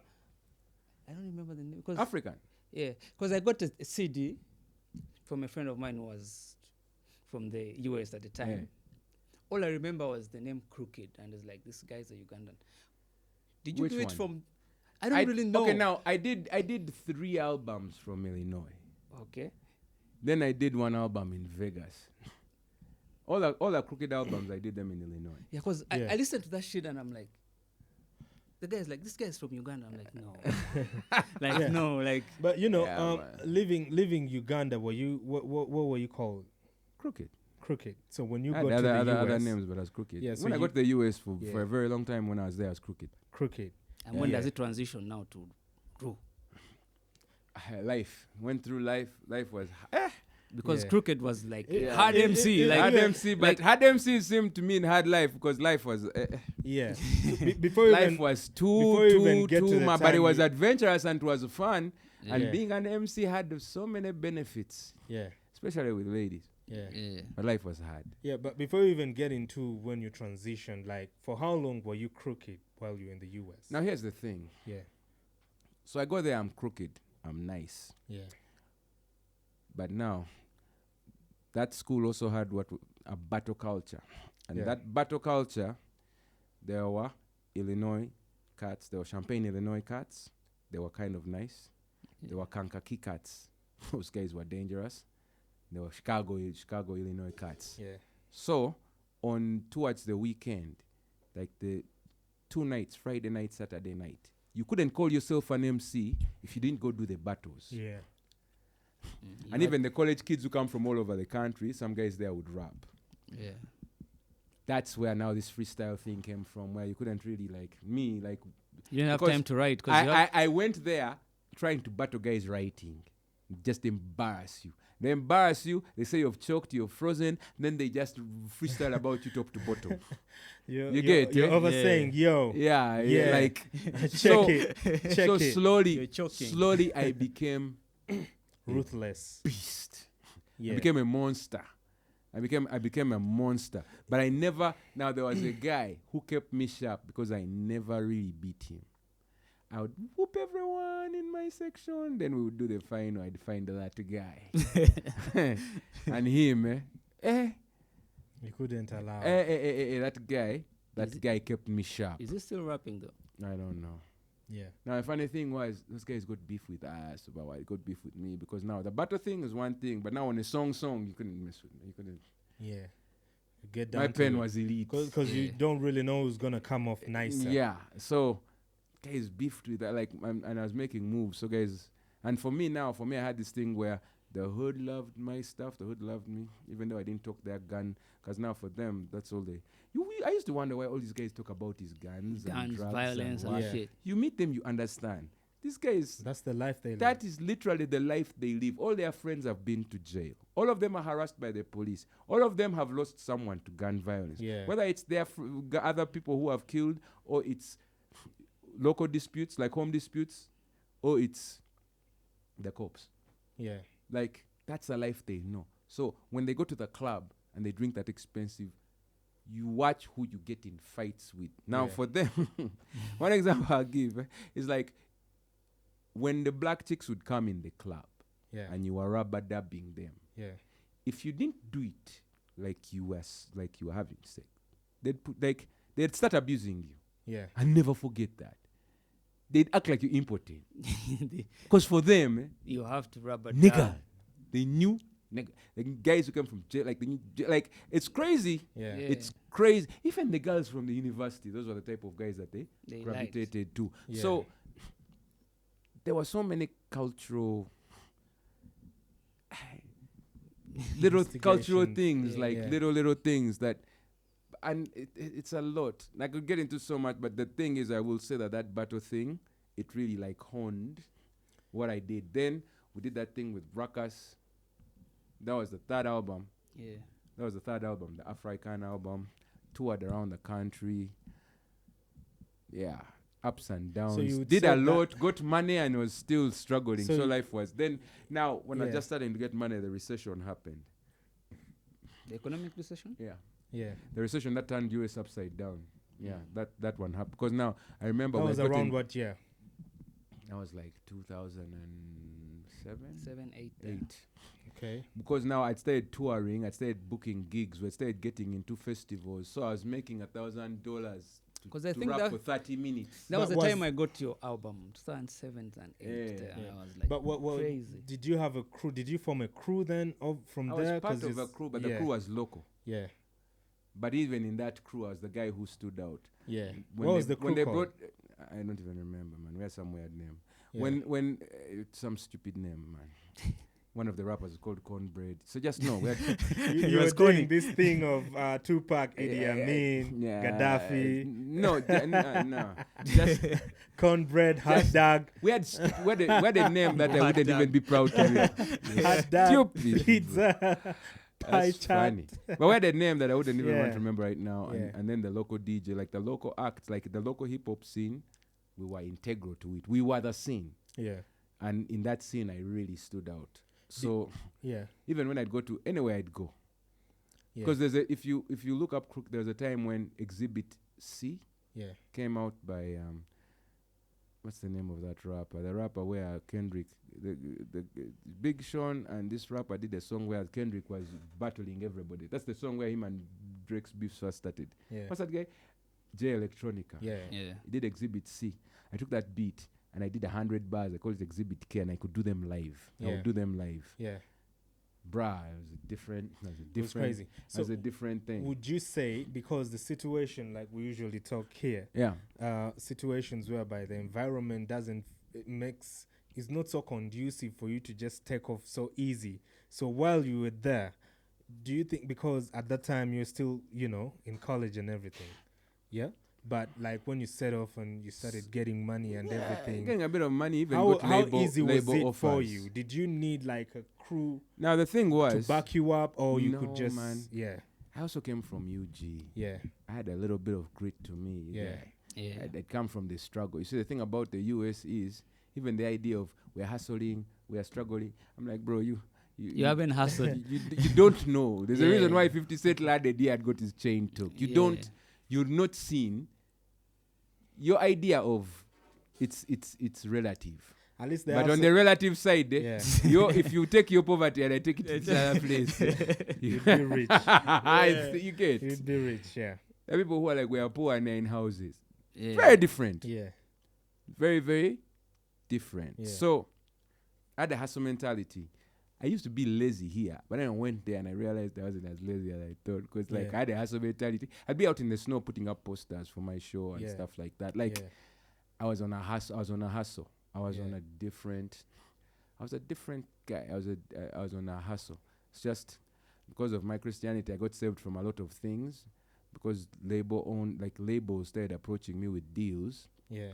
But they come through third parties, and the third parties would be like, is that guy ready to give up his Christianity? Is he ready to give up his faith? Yeah. Because basically what happens is, if you become a big artist in the States, you usually they try to make you let go of your Christianity. They try to get something very nasty on you, especially men. Like for black men. There is levels. What am I talking about? We keep hearing these stories, but because sometimes we think it's Kanye. Sometimes we think it's just maybe propaganda and stuff like that. But because when people like Kanye come out and be like, it's for a black man to thrive in this country, man, I gotta take the sacrifice to speak for them because they're pressing us and everything. Let me tell you, it thrives on control. Yeah. And there's no one who's easier to control than someone you have put in a shameful position. So just know, every big artist, no matter who they are, especially artists, they have something very bad has happened, and they can't very, and they have the rules. The most gangster, the most what, no matter how hard they look. If you've seen them on a screen through a label and they've gone around the world, there's something that they've done you wouldn't do. Yeah. Or you wouldn't want to. Yeah. There's something that, and usually one of the first steps towards that is removing of your faith. But sometimes they even let you keep your faith if they don't think you're strong enough in it, that they can make you do things. So now for me, that usually cut off. Yeah, a lot of things. A lot of things. A lot of offers. In a situation whereby people are thriving to be great, like here in Africa, let's say in Africa or speaking for Africa, Uganda, somebody could be like, if I was there, I would be bigger. They're striving to be like Jay-Z, there's a wrong to that. And Nas and everything. But the deals that go in there, like you're saying, do you think they would really be able? Because anyways, it's crazy though. It's crazy because there are some people here who will do anything. Exactly, that's what I was going to say. The guys here will do anything. So you'll wake up tomorrow and a guy who has no business being in a certain level, you'll see them there. Yeah. So because for them, it's not about your skill. It's about you doing that. Yeah. And sometimes once you've done it, somehow you get this supernatural empowerment to become better. Yeah. There are many things that happen in that. Your deals go through smoother. Many things happen in that industry. But at the end of the day. Yeah. At the end of the day, I stayed very independent because of separation from that. And then I came back. Hold up, before you returned, we're still in the US because there is a lot. I did some digging, I know you're like, you know what? I'm gonna step away from that, but no, we're gonna keep our foot there for a bit, You guys want a 6-hour podcast? Yeah, because at the end of the day, these people have to know, what people have survived. You get. So you mentioned labels starting reaching out to you. Yeah. Like what type of labels? Which labels? Biggest ones. Yeah. Biggest ones. They're like only just one of the biggest ones. They're like only they're big three. Like one of those. Even when I came back here, they still reached out through Cedric. Yeah. They gave me a deal. I looked at the deal and I realized why some of these people who do these deals never go anywhere. that was from Universal that stuff. to Sony. Yeah, those. I'm gonna mention them for you. We're keeping it 100. I did some digging. I'm like, trying to say politically correct, but it is what it is. It is what it is. So you survived Diddy. You survived baby oil. Diddy. Yeah, sure thing. Sure thing. So I survived Diddy. So somebody from Diddy's camp, Diddy's crew, from Bad Boys, basically. Someone reached out. Yeah. They had a track and they were like, yo, we can connect you straight What track to was Bad it? Boy. I can't even remember. I used to do so many tracks back then. Yeah. And I know a lot of Chicago people. Yeah. And the thing is, all of the major cities had those labels, the all the major black cities, all the major black labels, the Rockefellers, the Who's, they had people in all those cities. Yeah, they have scouts and everything, agents to look out just in case. And so, I remember one of my Chicago guys was like, yo, this guy, he represents Bad Boy. Mm-hmm. But he's been hearing a lot of this Jesus stuff. he wants to know how important that is to you. I'm like, man, Jesus, the way, the truth, and the life. No matter what I'm about to go to start, that conversation died. Yeah.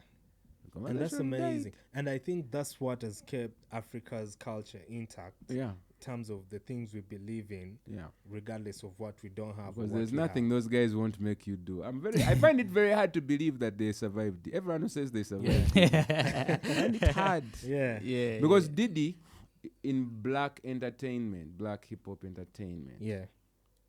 He was one of those people who you have to go through him. Yeah. He was a gatekeeper. That's the end. That's he was just one of those, like, and all the guys at that level, many of them, they're even worse. Yeah. They're even worse. So. Yeah. So unfortunately,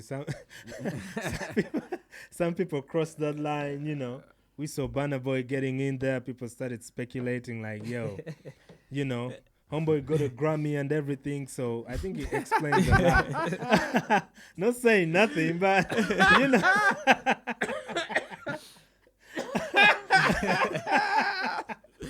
I know. Whenever I watch certain clips and like Burna is hugging Diddy, and you understand, and it's unfortunate, and man, it's crazy because you see some of the great things he has done, But you know, something you should know, Yeah.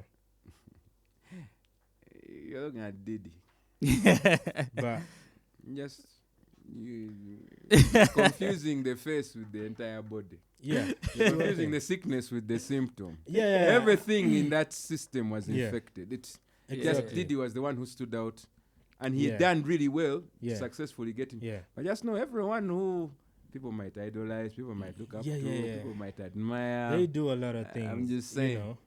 That's all I'm saying. Diddy is just the example. It's like, crazy out there. So many, and I think, like you said, there's so many Diddy. Like when you. But then again, man, I'm not Jaguar, right? So I can't speak. I don't. But it is what it is. It is up.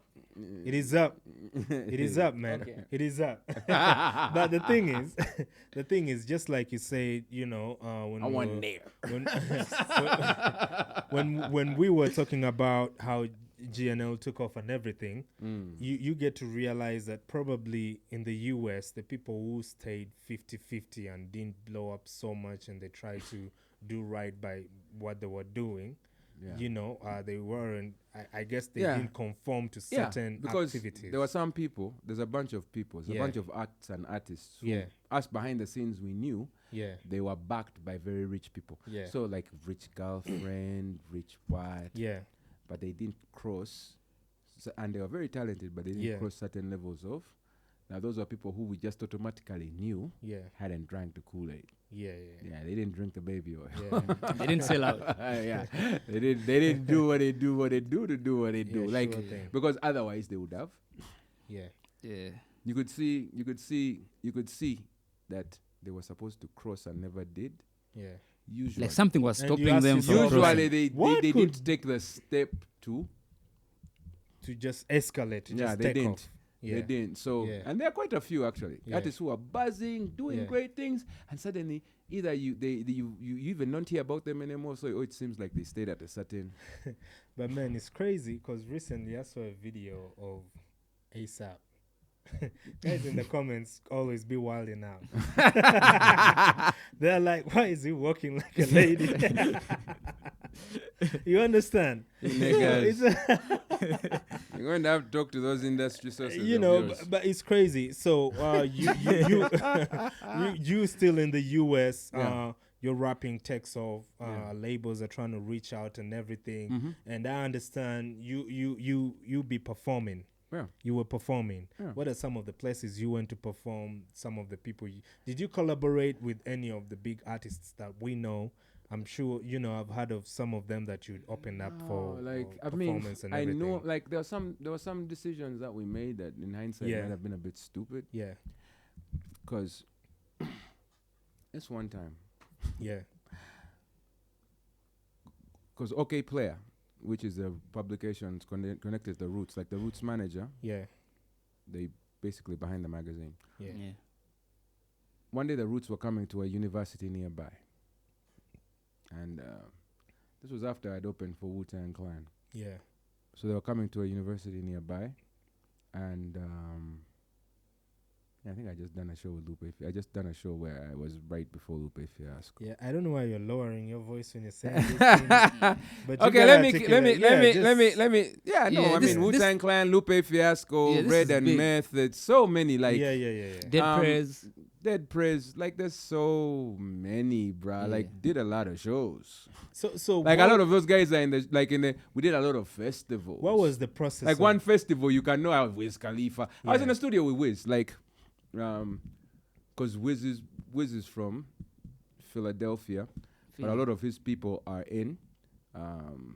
There's this other place. It's right by Philadelphia. It's in Pennsylvania. We're also there. So that's kind of where his stomping grounds were. Yeah. So before I even knew who this nigga was. Yeah. We're just there. My guy is in studio with me. We're looking at what we can do together. Yeah. Wiz walks in. They just be like they're friends. Yeah. And that guy, he was co-owner of a club where the Roots guys used to come through. What guys used to tour and do a lot of different things. Yeah. So anyway, the Roots is coming to this university. I'm like, nobody's opening for them. Yeah. So I reach out because OK Player had reviewed my albums. I reach out to their manager. Yeah. Manager's like, and this was before they put on Wale. This was before they put on what's that guy from Chance the Rapper? Chance. Yeah. You know, it was a moment that I look back at and I'm like, probably should have set me up. Yeah. So what happened was they call us. Yeah. So I opened for them, and when I did a show, I did a show with Lupe. Yeah. And I was so excited for him, or you did basically. We were the only two acts. Yeah. It was me then him. So I don't know. I opened for him, yes, but we're the only two acts. Yeah. So it was the same with the Roots. So after me, Lupe came and turned the place upside down. Yeah. And for all my nice raps, everyone was like, that performance was work. Yeah. So when Roots, I got, meanwhile, when they confirmed us, we were 3 hours away or 2 hours away, and we had a 2-hour window to make it to the university and I had a band and set up on stage and perform before the Roots. Yeah. So we fly. Yeah. We pack everything, we fly like we fly. At that time you had some money or somebody was not funding. Fly like fly. We were in a car driving like flight. Yeah. Fly. You get 180. It's like driving a Mitsubishi, but this time we were flying on the ground. Yeah, I'm saying. We get there. We barely get through. Some people even trying to stop us. We have to keep making phone calls to get all the way through. Yeah. We get taken in. We kill. Okay, I'd come from the Lupe thing. I was like, that's never happening again. Yeah. I destroyed that thing. And, because of the way it happened, no one took video. We didn't. Yeah. Us, we just came for the opportunity. Now, we got that thing at the last minute. And we had, where we were, that school, these guys had booked us for a show that night. Yeah. But these were kids. As a kid is doing a thing at a local bar. At a local bar. I think my band never forgave me. The band was because I was like, once we do this show, we have to go back and kill the other bar because we promised. Yeah. Now the way we killed it, when I was going off stage, Black Thought grabs me. Yeah. And daps me up. I was like, that was incredible. Yeah. When we are packing up, the manager comes and is like, the Roots would like you to come and hang out with them after their show. Yeah. And for you, like, I have to go for I have to go. Missed opportunity. There is always that one. Bruh. Yeah, that's all things of being loyal to guys. Who don't even know me. Everyone knew me in that city. So it wasn't like I knew these people. Yeah. It's just that booked me, I'd said yes, we'd gotten some, and it was money we could refund. Yeah. We didn't care. Yeah. And everyone, the whole band was like, look, they won't die. They won't die. Even if they hate us, they hate us. And they would understand if they had and the why. chick who I was with, she had exhausted her resources to take us. Yeah. Nice chick. She was like, what are you doing? White chick. She looked like, what are you doing? What are you doing? I was like, no. This is what principles are made of. You never know this is a test from God. So we went back and we killed that car show. And next time I was in Brooklyn, I told her I was there. So they invited me again. And I performed after the Roots. Yeah. And then with Talib Kweli, between. But that day was a messed up day. And I knew that the way they handled me that day was not the same way they had handled me this side because of the thing that I did. Because of what you did. You didn't hang out with them. I didn't hang out with them. Like, I think even them, not that they even remember or care. Oh, maybe they do. Yeah. Because who gets Black Thought? Like, let me tell you, guys argue about Black Thought all day here. All across the world. Yeah. And that Black Thought, it's like a rap god. Hollered at you. Grabbed me when I was going off stage. He grabbed me, dapped me, and said, that was incredible, bro. And I know he was probably one of the reasons that. And him and Questlove, their manager, is coming. Yeah. So that you can hang out tell with you, them. you know what? Yeah, I was saying. That was the point you were starting to get into the suckers. That was it. That was, let me tell you, Chance the Rapper's whole career came from one appearance with those guys. Yeah. And those guys, if they like you and you go and you do one appearance with them and they kick it and you become, they were doing circuits, so they were doing tours, they were doing what? They would eventually wind up being with who? Yeah. Like, that was my moment. And your clown head was like, you know what? I gotta... You are not going to disrespect me. I'm the one who opened for the Roots and not you. At that time, you probably did some clown shit. It's safe to say. Probably the white girl didn't tell you, but when she asked none of them, you, no one told me, but I think they never saw me the same after that. What are you doing? I was like, what's your clown head? Anti-progress. Hey, man, let me Enemy tell of you. progress. Yeah. I try, and I probably have still done some clown stuff since then, but I really try to listen So when other people around me tell me things. Now, let me ask, do you still have that thing whereby you like self-sabotage? Do you still think you do that up to now? I think it happens, but I think I self-sabotage less. Yeah. Because I've been around long enough to, if I could time travel right now, Yeah. the first thing that my younger me would get from me would be a slap. Like, where are you going? What are you doing? What happened? Yeah. If they die, they die. These kids won't even remember. I mean, and that was the thing. I was like, I know a lot of kids used to look up to me in Illinois because of what I did. Yeah. But who gives a Yeah. I don't know, man. Sometimes I ask myself, was that the right thing to do? Because now the funny thing was, there were some people who looked at me like this stupid guy. Well, I also like, we kind of admire. Okay, they were not sure what to feel. Yeah. Like, we admire you. Any one of us would have ditched everyone to hang out with these guys. But then they were also like, this stupid nigga. Yeah. I do. This stupid nigga.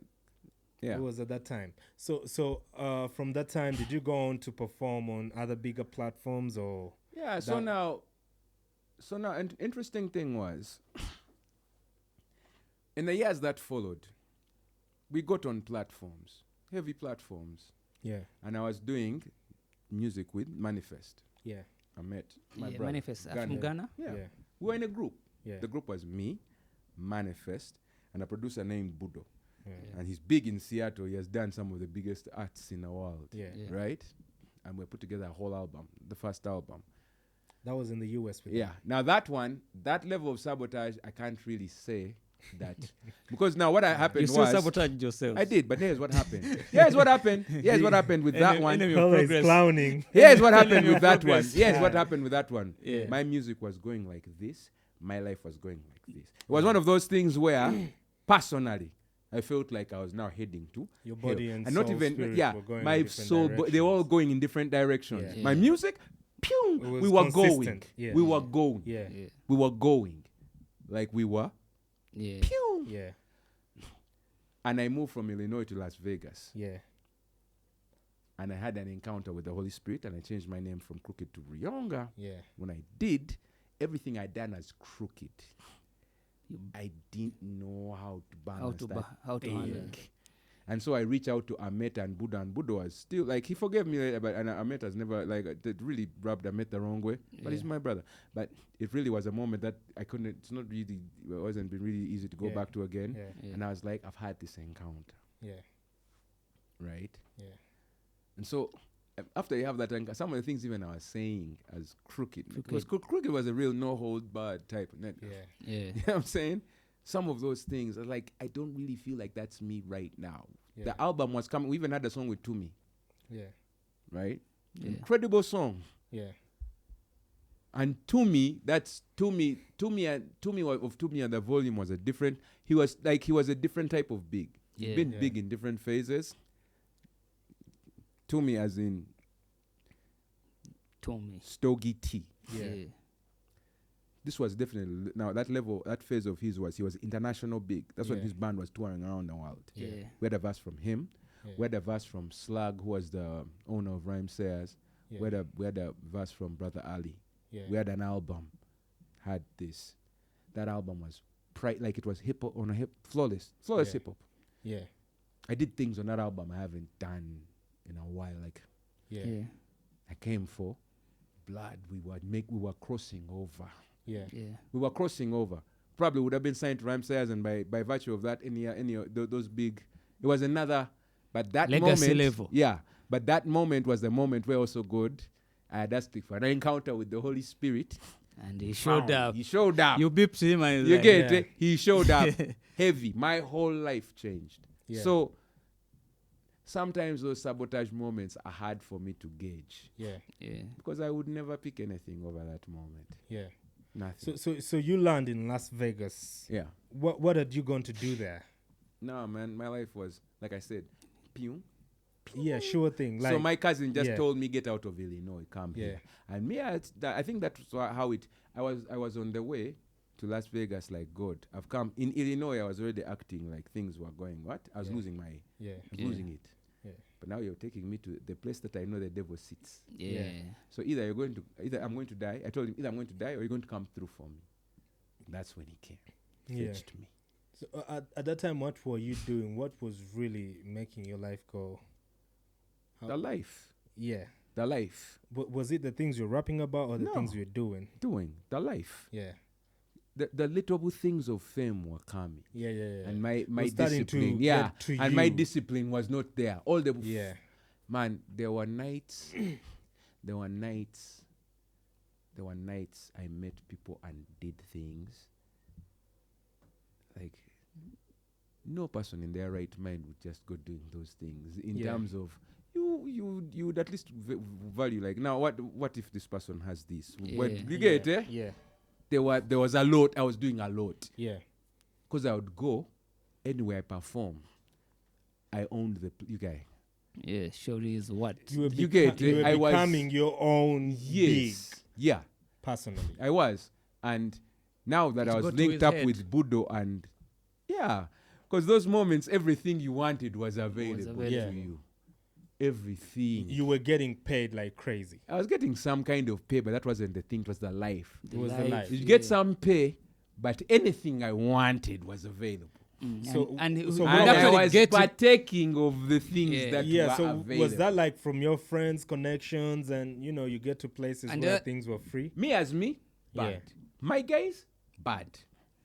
You get? Yeah. And the things were coming for free by just the virtue of his. Yes. Yeah. When we walked in, you guys are the main acts of the night, or you're some of the main acts of the night. Everything on the house. You get everything's taken care of. Yeah. When you when you're in that position, all that Yeah. stuff. When you're in that position, now there are certain people who want to come next to you. So I'm sure Some of those people are very pretty short. Yeah. What? That life that we were watching on TV was happening.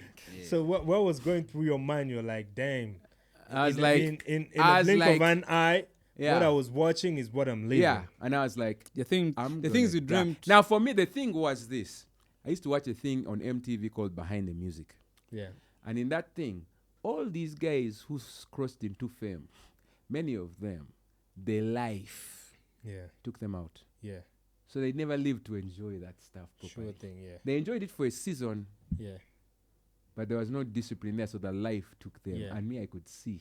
You could see The why life. somebody could seem to have everything and still lose their life. Yeah, the life was like, so I was like, I'm going to die. Because I wasn't stopping. Yeah. The thing is, I was telling myself I'm going to die, but I was just enjoying. It's like you're there. The cake is full of things that are not good for you, but you just keep eating. What were you enjoying that threatened your life? Because some of these people, the liquor, what I'm saying is, the only thing that wasn't there was drugs. Like me, I didn't do drugs, but everything else. Yeah, because we could say a lot of things that would be dangerous would be definitely drugs. Yeah, no, everything else. He did the liquor, he did the women, and all that stuff. The women comes with HIV. Yeah. That man is explaining everything. I don't know what else you thought I was going to say. That he did the women. Like he explained it. I did know what I say. You know what he's saying. Your dirty mind. How long is this podcast? But anyways, the thing is this, yeah. Out of a story that you were telling on a certain part where you were like, you bumped into these guys doing the lines and everything. Yeah. Was that the first time you encountered? That was early. Yeah. That was even before like the third album. That was before so now the guy who helped me do the 2 albums in Illinois after the first one. Yeah. That guy had a club. Yeah. So there were a lot of things I enjoyed before I ever saw fame because I rapped at that club once. Yeah. That guy was like, me and you, we're kawa. Yeah. Whatever you need, whenever you need it, whenever you want, like, we became brothers. Yeah. His name is Garen. Yeah. Shout out to Garen Sanyankanta Big. Yeah. Big ups to him and the fam. And that was a wild time, man. Yeah. That was a wild. That was a wild bar. That was a wild time. I cannot even talk about some of the things that happened at that bar, but they were good. Crazy. As a memory. Yeah. Now, one of the things that happened was one of the first. I think now, their initiation points. So, we are all there. There's this Kenyan guy. And that's the thing. Some of the people who went into the bathroom with me, you could already see the effects of drugs on them. And I'll never forget, I'd gone through a thing where I'd looked at chicks before and after drugs. Yeah. And so when we went in the room, we were with this chick who, her whole face was sunken. She was skinny. She was messed up. Yeah. And I could just tell she used to be very hot. Very hot. Yeah. Hot. Yeah, but the drugs So when the guys drained. were like, have a line, I was like, I don't do that. Yeah. Oh, trust me. I didn't do that. And my boys all used to do shrooms. Yeah. I didn't do that. And may I never do those things till the day I pass on. If they're in heaven, I'll do them there. Because it's crazy. Weed, yeah. But so, I didn't. So do all that happened. Did you get any connections like the way we would say here, man? So because you've been through a lot. No, I was in doing those projects with that guy is how we got the Rockers deal. So yeah. They were I mean, hey, bro. So right now, if you were to reach out, when I first got there, I did a show with Clips. I did a show with Mystical before he turned his life all went to crap. When he was one of the biggest artists in the country. Yeah. What were you going to ask? I was going to ask, like, right now, if you were to try and reach out to maybe the people who are still in existence who were with you, getting you these connects and everything, because we always have this thing of right now, weren't we going international and all that? Right now, wouldn't you want to, like, cross over and the situation you have to create first. Yeah. You don't go to those guys without a situation like that. You don't go to them now. Yeah. Like here, like trying to get back. Yeah. No, but you got the connects. Yeah. You have to create like a movement. The way you say, you got the connects, because they're gonna come for you. They're like, whoa, somebody has said they got the connects. No. Yeah. I got the connects. Yeah. You don't do what I do that long that side without the connects. Yeah, without the connects. Yeah. And I appreciate the fact that you know that you need to have something to even cultivate the connections. Yeah. They have to be, as in what? Someone can just tell immediately, like, what, you coming there with nothing? After all this time, what? Yeah, sure thing. So at that point, were you selling albums the way we know them being sold, or I've sold albums for a long time, man. We used to sell, I used to live off that. What was the criteria? We used to sell CDs and everything, right? I mean, sorry, $15 an album. And $15 an album from the trunk of the car. Yeah. We used to sell. I used to have a bag with me everywhere I go. Rain, sleet, snow, sunny, selling. And the culture over there was like, if you're selling, then you got something. Yeah. Let's check it out. They used to buy work albums, so of course they were gonna buy mine. Yeah. Yeah. That's the hardest thing in the street. I was harder than Uncut Raw, bro. Yeah. So at what point do you then again come back to UG? Because I saw a story where you were saying, meet God. God told you. I had a story where you say you definitely, like, something spoke to you. Yeah? Let's say God spoke to you. Having these visions. Yeah. Very vivid visions. Yeah. And it's been a part of my life up to now. Yeah. Of home. Yeah. I'll never forget, when I left here, there were no overpasses, over what? Those highways. Flyovers. Yeah. They were not here. Yeah. They were not here. Yeah. They had not been built. Definitely. They had not been built. Yeah. And I wasn't looking for them online or finding out what they were. I remember I went through this really incredible experience, really incredibly bad experience. And then I pass out and I'm standing and I'm seeing cars passing under where I'm standing. Yeah. And I knew it was Uganda. Yeah. And I was like, how? That was the beginning of it. That was a very specific vision because it was a very specific experience because I had no reason to have that experience. I hadn't watched anything. I hadn't read anything. I hadn't. Yeah. Your mind was not rotating. There was no like that physical reference point. Yeah, but here you are. And here I was standing on a flyover. On a flyover. So I started to be like, what's going on? Then I had dreams, which when I came back, they were confirmed. That was at my boy's wedding. As soon as I came back, he was like, yeah, I'm getting married. A couple other things. Yeah. Then a bunch of people who didn't want me to leave started having dreams about me coming back. So I just knew. Then phone calls came through and like, yo, you want to come back? Tickets are available for How do you differentiate God's voice from the devil? First and foremost, God's voice is constant. Yeah. It's constant on a neutral level. It's constant on an intentional level. Yeah. And when you talk to some, if you see, no one is going to come. No one can come as you and talk to me. They can't, because I know you. Yeah.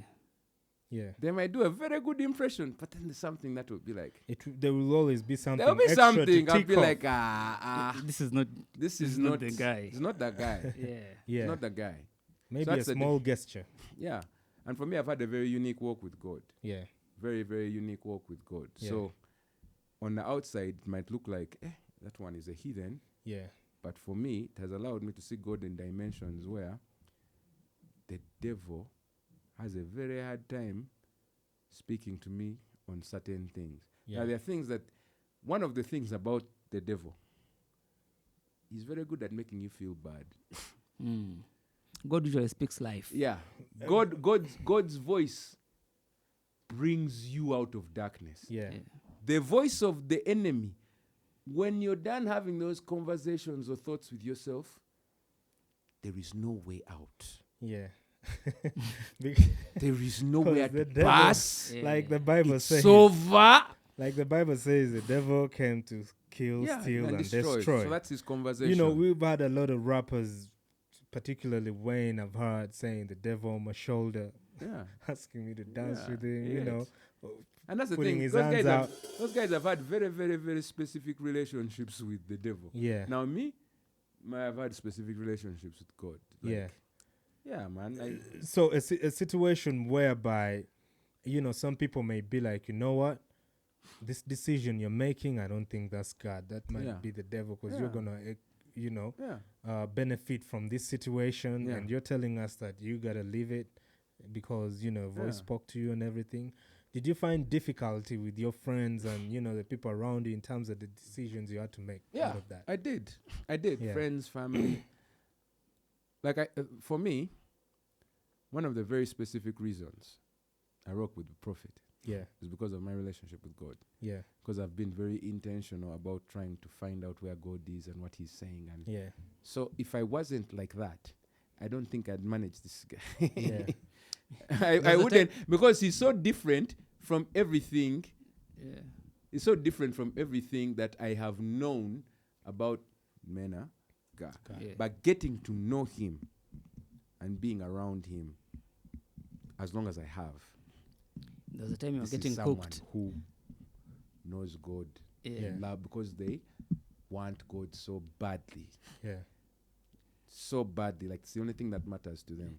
I know that guy would give up. There's a time you were getting cooked for posting. I remember you. Yeah. You liked him. You compared him to Jesus. Yeah. I did, but I was being controversial. Because it's very easy to do that as a Christian. Yeah. Because Jesus is like, if you love me, I and my Father will make my home. Yeah. Right. And as he is, so are we in the world. We are in the world. It was very easy for me to talk like that. I just, because guys were disturbing me for saying happy birthday, because they were disturbing everyone at that time. Yeah. So now me, in my wisdom, you got cooked. I doubled down. So guys cooked me. I trended internationally. And then I got a phone call from him. I was like, what are you doing? It's like, hey, you better go and And I was like, but you know, if I apologize, we're going to look why. I was like, yeah, but what is the point? The point is me, I'm telling you what you're doing. Yeah, it's godly. Is not kawa. Yeah. You can't do that. You can't do that. You're creating confusion. Yeah. So I had to do that. So now people are like, what kind of nonsense is this? Yeah. But it was what it was. It was a dark time for me. Now you see, in that dark time, he came. God came. That's great. God came. Because that was a dark time. Because now, even the person who was saying, who was trying to defend, doubling down, that also had be like, so it felt like I had no what?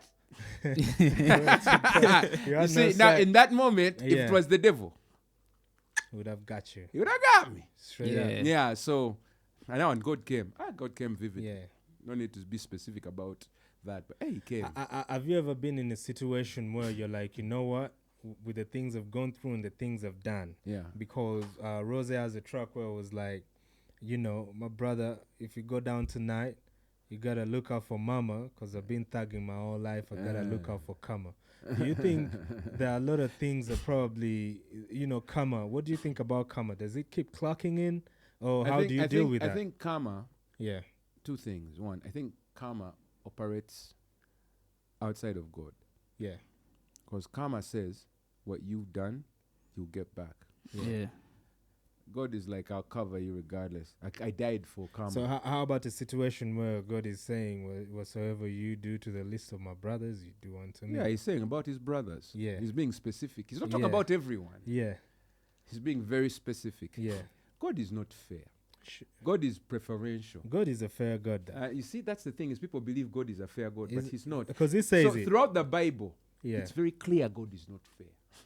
True. Very clear God is not fair. Because the same person you call fair is the same person who Peter, after Jesus died, Peter calls Ananias and Sapphira, right? And they've given 80% of their money to the church.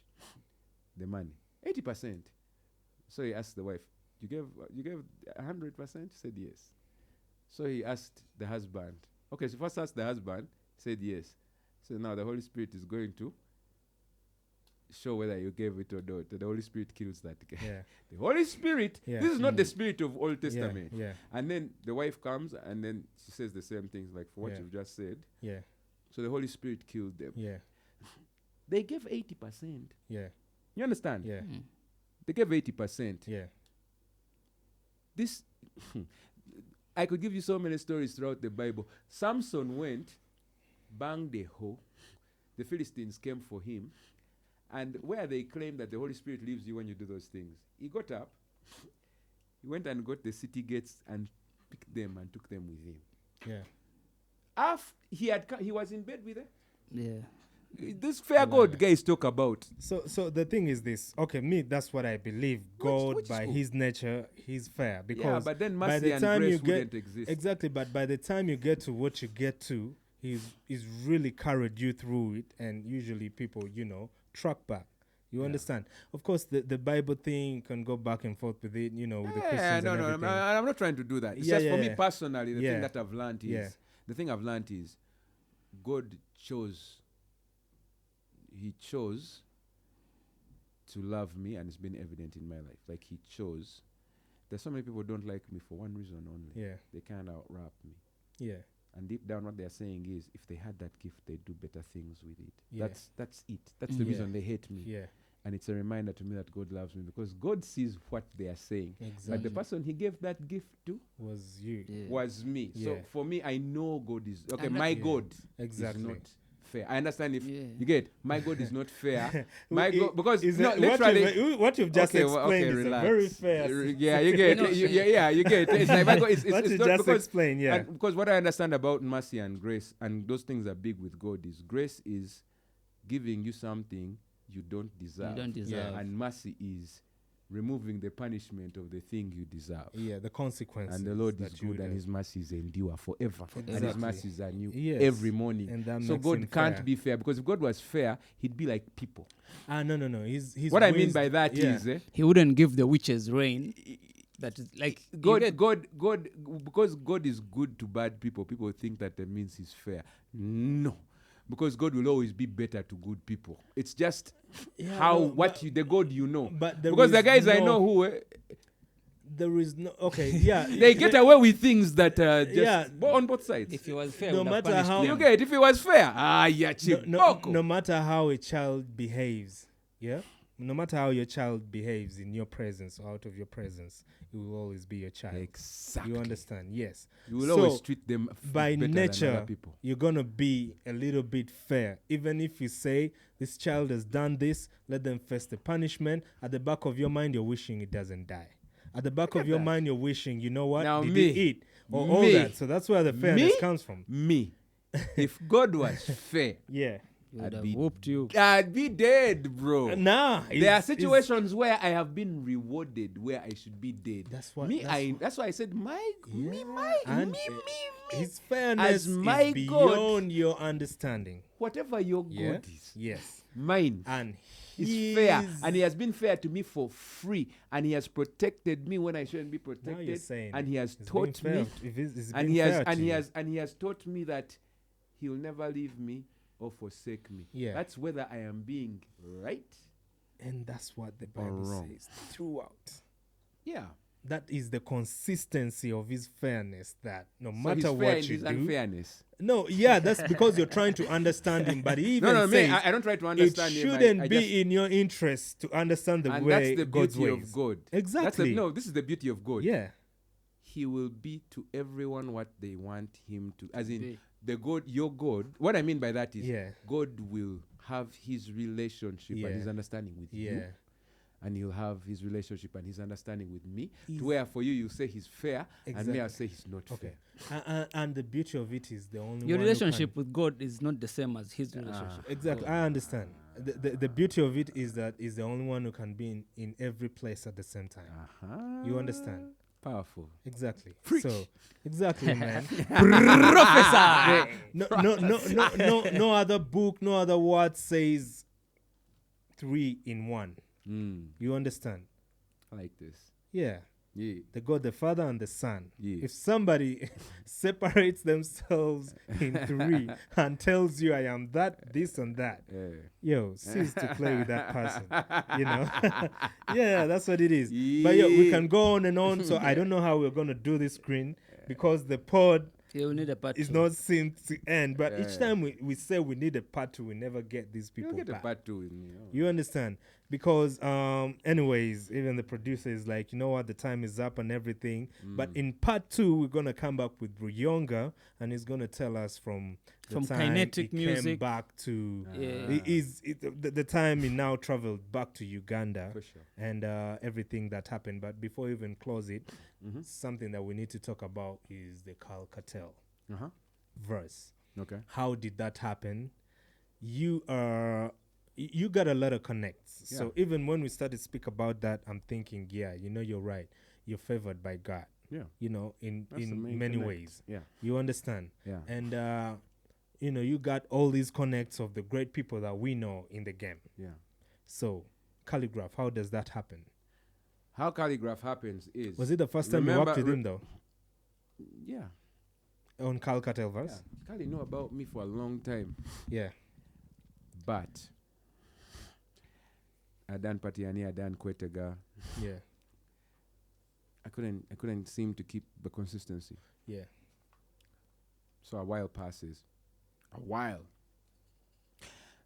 Then one day, I don't know, and I feel it was the grace of God again. Yeah. I was just like, just start rapping. Yeah. That's what you do. Yeah. Just start rapping. And I can rap on anything. Get back to the drawing board. So I started rapping.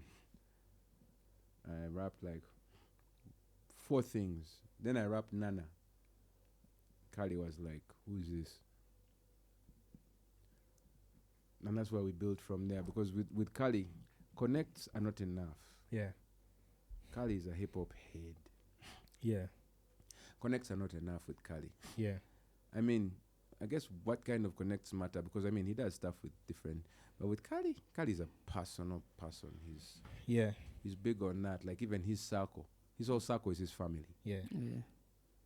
So if you don't know his family, You're not getting in. you're not getting in, man. His whole circle is his family. Yeah. I don't know anyone like that, by the way. You know, the people who, these people came up with them along the way, and with Khali, Yeah. his circle is his family, and sometimes the members of his family may even fall out with, and then he distances himself. But his circle.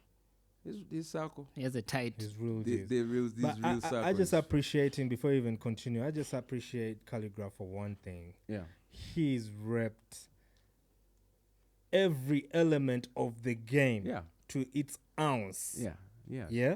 In a sense that he's not going to care what you say. He's going to show up in the spirit and realm of hip-hop. For sure. And he has put his business in order. And I appreciate he has gained what he has gained, staying true to himself. Yeah.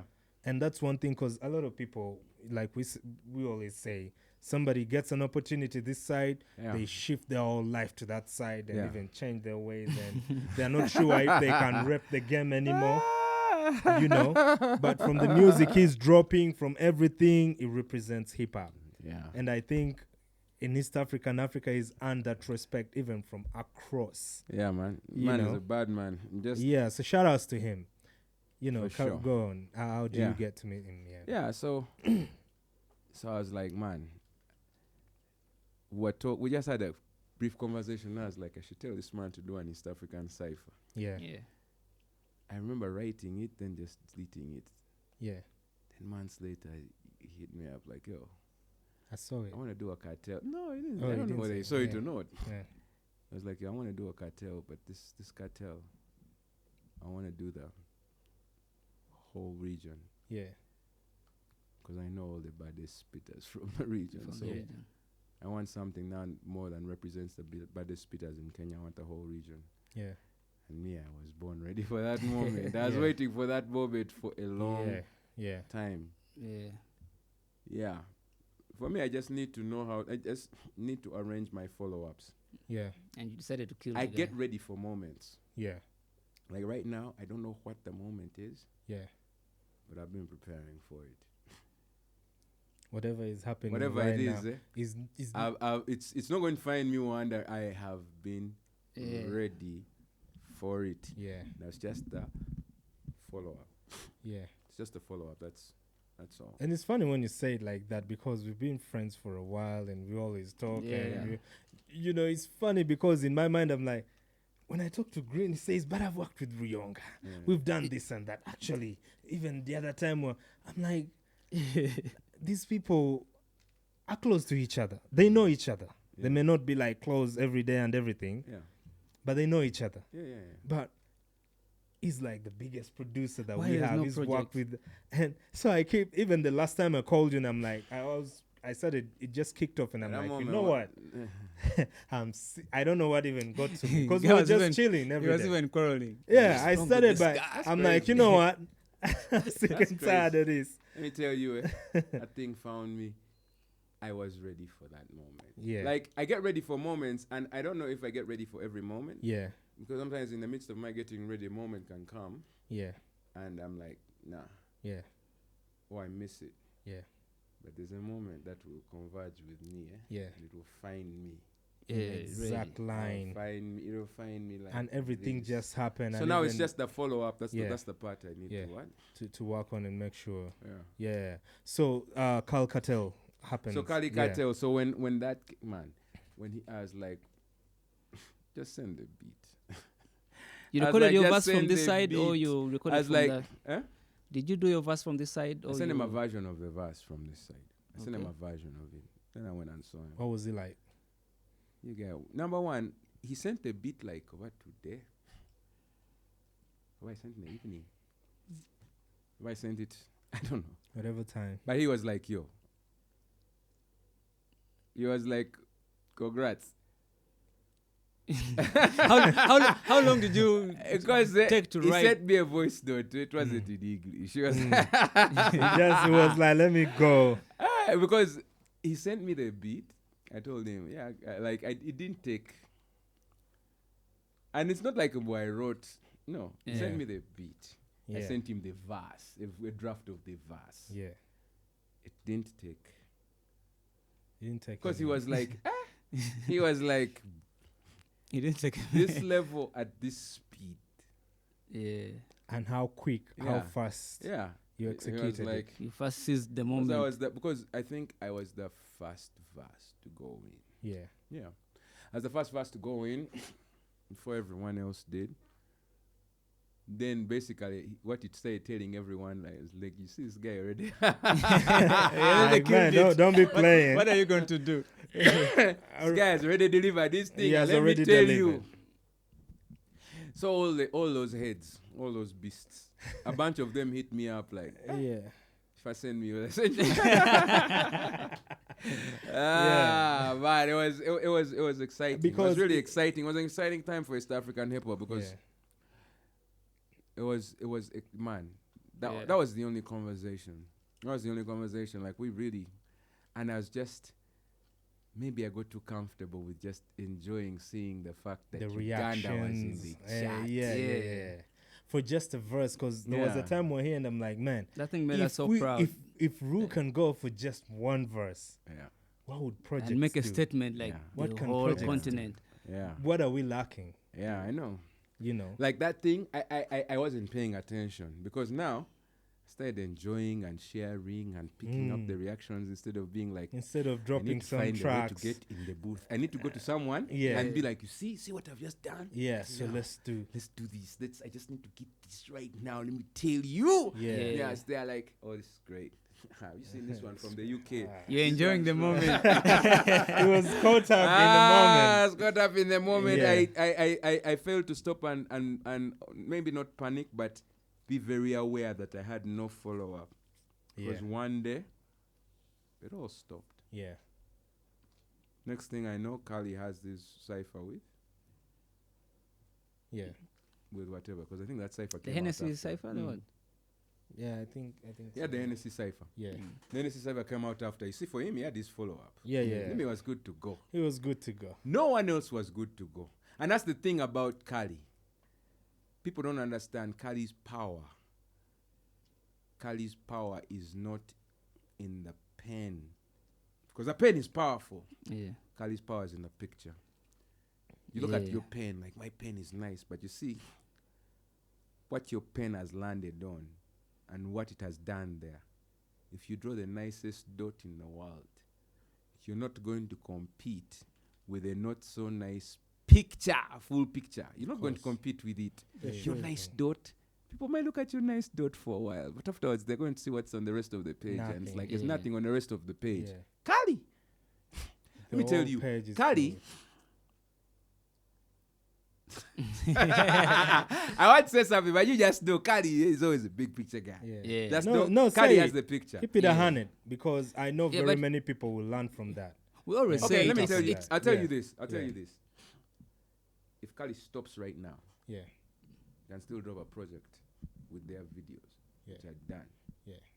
For the next, I'll leave it at that. I'll leave it at that. He always has something already done. Like for him, in the chambers, he's not waiting. He's not waiting for a Khali for Kartel. nothing. He's like already in his own in his lane. head. He's moving already. If he was in his head, he's already done the cut. Before he ever met me, he has done the cartel. So he's seeing what next after this. That. Before even this happens. And he's so happy to share the game with you if you listen. Yeah, that the would thing be about great, Khali is once he shares the game, you have to use it. If you don't, you have to use it. That's he'll remember. Yeah, and also he's not a babysitter. And he's not a nanny. Right. Yeah. If the moment comes, the moment comes. Yeah. If the moment's done, the moment's done. Yeah. And I've never seen anyone treat artists the way Khali does. Yeah.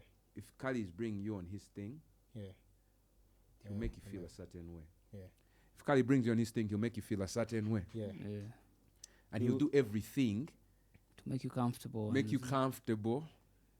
Before, execute. During, and after. Yeah. The after is not so long. And because he has to play. He has to go on to the next one. Yes, he plays his part, and once he plays his part, it's so either you position yourself to be like he plays his part. Yeah. He plays his part. What you do with that is on you. Yeah.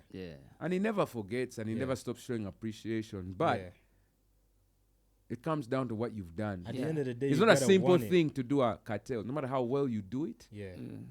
The worst person on the cartel has an opportunity that's different from other people. Yeah. That's a very big platform. Sure thing. So we had people reacting from all corners. It was global. Weren't you hearing in the corridors that, yo, this is the time for you to take Of course. off? Anyone in their right mind would have been telling me, was your now reaction? what's the next thing? What's the next thing? What was your reaction to that? It's like, it's coming. I'm thinking about it. What am I going? I think I said Yeah. thinking. Maybe I said overthinking. Yeah. What am I going to do? Yeah. I should have been like, Let me just. I should have been that place where I'm calling Gills like, yo, Yeah. Gills, maybe if we could just what? Yeah. What do we gotta do? Yeah. You know? Yeah. But you know, there are not a lot of guys like you guys. Yeah, yeah. Now, here's the thing you need to understand. Yeah. Not even in a bad way. Yeah. Sometimes people want the whole, like they don't see a way you can move forward together. Yeah. Yeah, which is not bad. Yeah. So in my head, there wasn't a lot of people I felt I could. Yeah. And I didn't realize how big that moment was. Yeah. Yeah. I didn't. Yeah. I did not. It's in hindsight, and hindsight's always 2020. Yeah. Yeah. So I knew it was big. Yeah. I didn't realize that what it was a big moment to propel something, not a big moment to arrive. Yeah. It was a big moment But to I think propel something. The beauty of it is that you have never ceased to come across these moments. So maybe on fourth, opportunities kick off, and because like I was Maybe telling that's you, what makes him lazy in a way, because he knows these opportunities will always keep coming. But I deal with them differently. Yeah. Yeah. The way I dealt with the Khali Kartel opportunity Yeah. came from learning from certain mistakes, because I was because you have to understand, we shot the Kartel. We shot the Kartel That in was the from middle Kenya. of in Kenya, Okay. in the middle of my album Yeah. concert. Yeah. You get? Kabalega. Yeah. Yeah. So I was in a certain space. Yeah. Yeah. Yeah. Only thing was, I just was still lazy. Yeah. I was less lazy than normal. Yeah. You know, and yeah, okay, I'll take that. Yeah, I Yeah. think At that point, because you've said before that there was a time where the whole Africa was looking up to our artists back in the day, and I remember a situation where in the US, East Coast, West Coast was crazy, was going back and forth, and then, Andre 3000 was like, you know what, the South got something to say. Yeah. Was that the moment you felt like, UG You got something to say. say? Yeah. And I think also another problem was I always looked at it as a UG thing. Yeah. Not in a bad way, Yeah. but it wasn't a UG thing. It wasn't a Because real UG moment. didn't let it be a UG thing. Yeah, it didn't let it be Everyone a UG told thing. me, we're proud of you. Yeah, But that was it. That was it. that was it. And my problem, in hindsight, I would have just made it a me thing. Yeah. But for UG, made it a big thing and done something about it as me. Yeah, It was almost like I was expecting something from UG for what I did for them. And yeah, sure thing. Did you get like any bookings after that? Or did you get like interviews here where guys were like, yo, Kartel and everything? here and there. Here and there. And people talked about it. And I mean, we ran around playing it. And Yeah. But I mean, But at the end of the day, it was just a verse. Yeah. And Kartel Yeah. had a lot of people, so it wasn't even easy to focus. yeah, Just even on- if I was the standout on that, I really stood out on that Yeah, project yeah, a lot. Yeah. Everywhere across the board, Yeah, it was. yeah, It was First- me and Jaquil, yeah, Yeah. and we actually have a song together on Kabalega. Yeah. Like Oh, yeah. me, Jaquil, and my man's Fresh Like. yeah. Actually, everyone on that thing. Yeah. Everyone on that thing. It looked great. It was. looked dope. If East Africa looked like scary, Yeah. Yeah. and that was the thing. Is like, man, And to me, I was like, follow Khali, ups. yeah. Calligraph exposed, Yeah. hinted on the power that East Africa has if he was to set off as East African rapper. Yeah, exactly. Yeah. Hip hop. He basically showed that Like a there are united dons front. in East yeah, Africa. if we decided to, There are y'all dons in will East have to- Africa, and we'll have that's the thing. sleepless Is like, nights. man, I don't think Calligraph owes anyone anything as far as the entertainment or the hip hop culture. Like, Yeah, even like on a global level. yeah. Ah, man, Khali is a Wasn't- beast. He wasn't- goes what for hasn't Khali- what anybody. hasn't Khali He's done? played Any his level. part really. He's He's Yeah. done like he's Yeah. really like You cross him at your own risk. yeah. Yeah, it's crazy. Yeah. So, as we wind up, man. Yeah. Kabalega. You got Kabalega 2 coming out. Yeah, no. The first thing I'm gonna do is we're gonna have a listening session between us. Yeah. See what goes next. Where we are at. Yeah. Then come through and strategize and then move forward. But it's there. Yeah. Yeah, but I mean it's time. It's time. Legacy. That's what's up, man. We're going to have Ru on part 2 because we've left out a lot of things, most especially the things that happen. You know, Keep It AHunned sets off at a certain pace. You don't know what direction we're going to take. For sure. Things go down, and at the end of the day, we could spend hours and hours, but it's been amazing having you, man. It's been amazing being here. Yeah, and shout outs to everybody supporting, and we're getting a lot of positive feedback. Keep It AHunned. Hip-hop. You know, a certain rapper just told me that, you know, we're the custodians of hip-hop right now. That's what's up. And, you know, strictly hip-hop, but, you know, we spread the love and everything. Keep It AHunned. It's yours truly, Gills Collins. Greener Money right here. And we had Ru. Don't forget to go and, you know, share, like, subscribe on our YouTube channel. Go listen to Kabalega as well. Keep It AHunned underscore 100. You know, on our YouTube and all our social media platforms, courtesy of Baboon Forest Entertainment. Yeah, Ru, we got you in the building. Yes, sir. We're going to exit you out, but before we exit you, where can these people find your work? Ruyonga Music. Ruyonga, if you search Ruyonga, I'm the one who comes up. Ruyonga Music on all platforms except youtube.com/Ruyonga.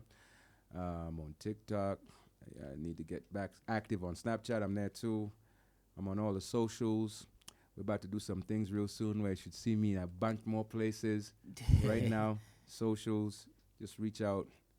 I'm always active. I'm going to be even more active. Yeah. Follow-ups. Let them know the show you're on. Keep it 100. You know what it is. DFE. Gills Green. It's safe to say that hip-hop is back. Oh, hip-hop is back. You thought like it was dead? Like it's nowhere. Hip-hop's back like it's against the wall, bro. Yeah. That's what's up, man. Watch out for Ru. Watch out for Keep It AHunned. More episodes coming through. We bring you the best. As for now, we say peace out. Till next time. Yours truly, Gills Collins. Greener Money. Ruyonga in the building. Yeah. We out. That's what's up. Everyone's scared when they see me like the Reaper is coming. I'm the one 10 times over to keep it 100. When I come through on a mic, it's no rehearsal space. Even though we doing this pod in a rehearsal space. This is how I do, you know, it's Gills and Green and how I kill the beat. You know, behind the scenes is Jonathan. This is what we do. You know that we coming. Once again, I'm chilling BFE, keep it 100. Straight up, man. You know what time it is. It's your boy Gills Collins. Greener Money right here. We had Drew in the building. We just concluded one of the amazing episodes. And this one, we're taking you international. You know, we're talking with all the greats that you know. Y'all probably didn't know that we got them connect. Right about now, man. Keep It AHunned. Watch out for this episode. It's your boy Gills Collins, courtesy of Baboon Forest Entertainment. Keep It AHunned. Go to our YouTube channel, check out all the social media platforms on Baboon Forest Entertainment, and you'll be getting this episode. This is an amazing one. Ru in the building. Deserve. Greener Money. Keep It AHunned. Baboon Forest Entertainment. We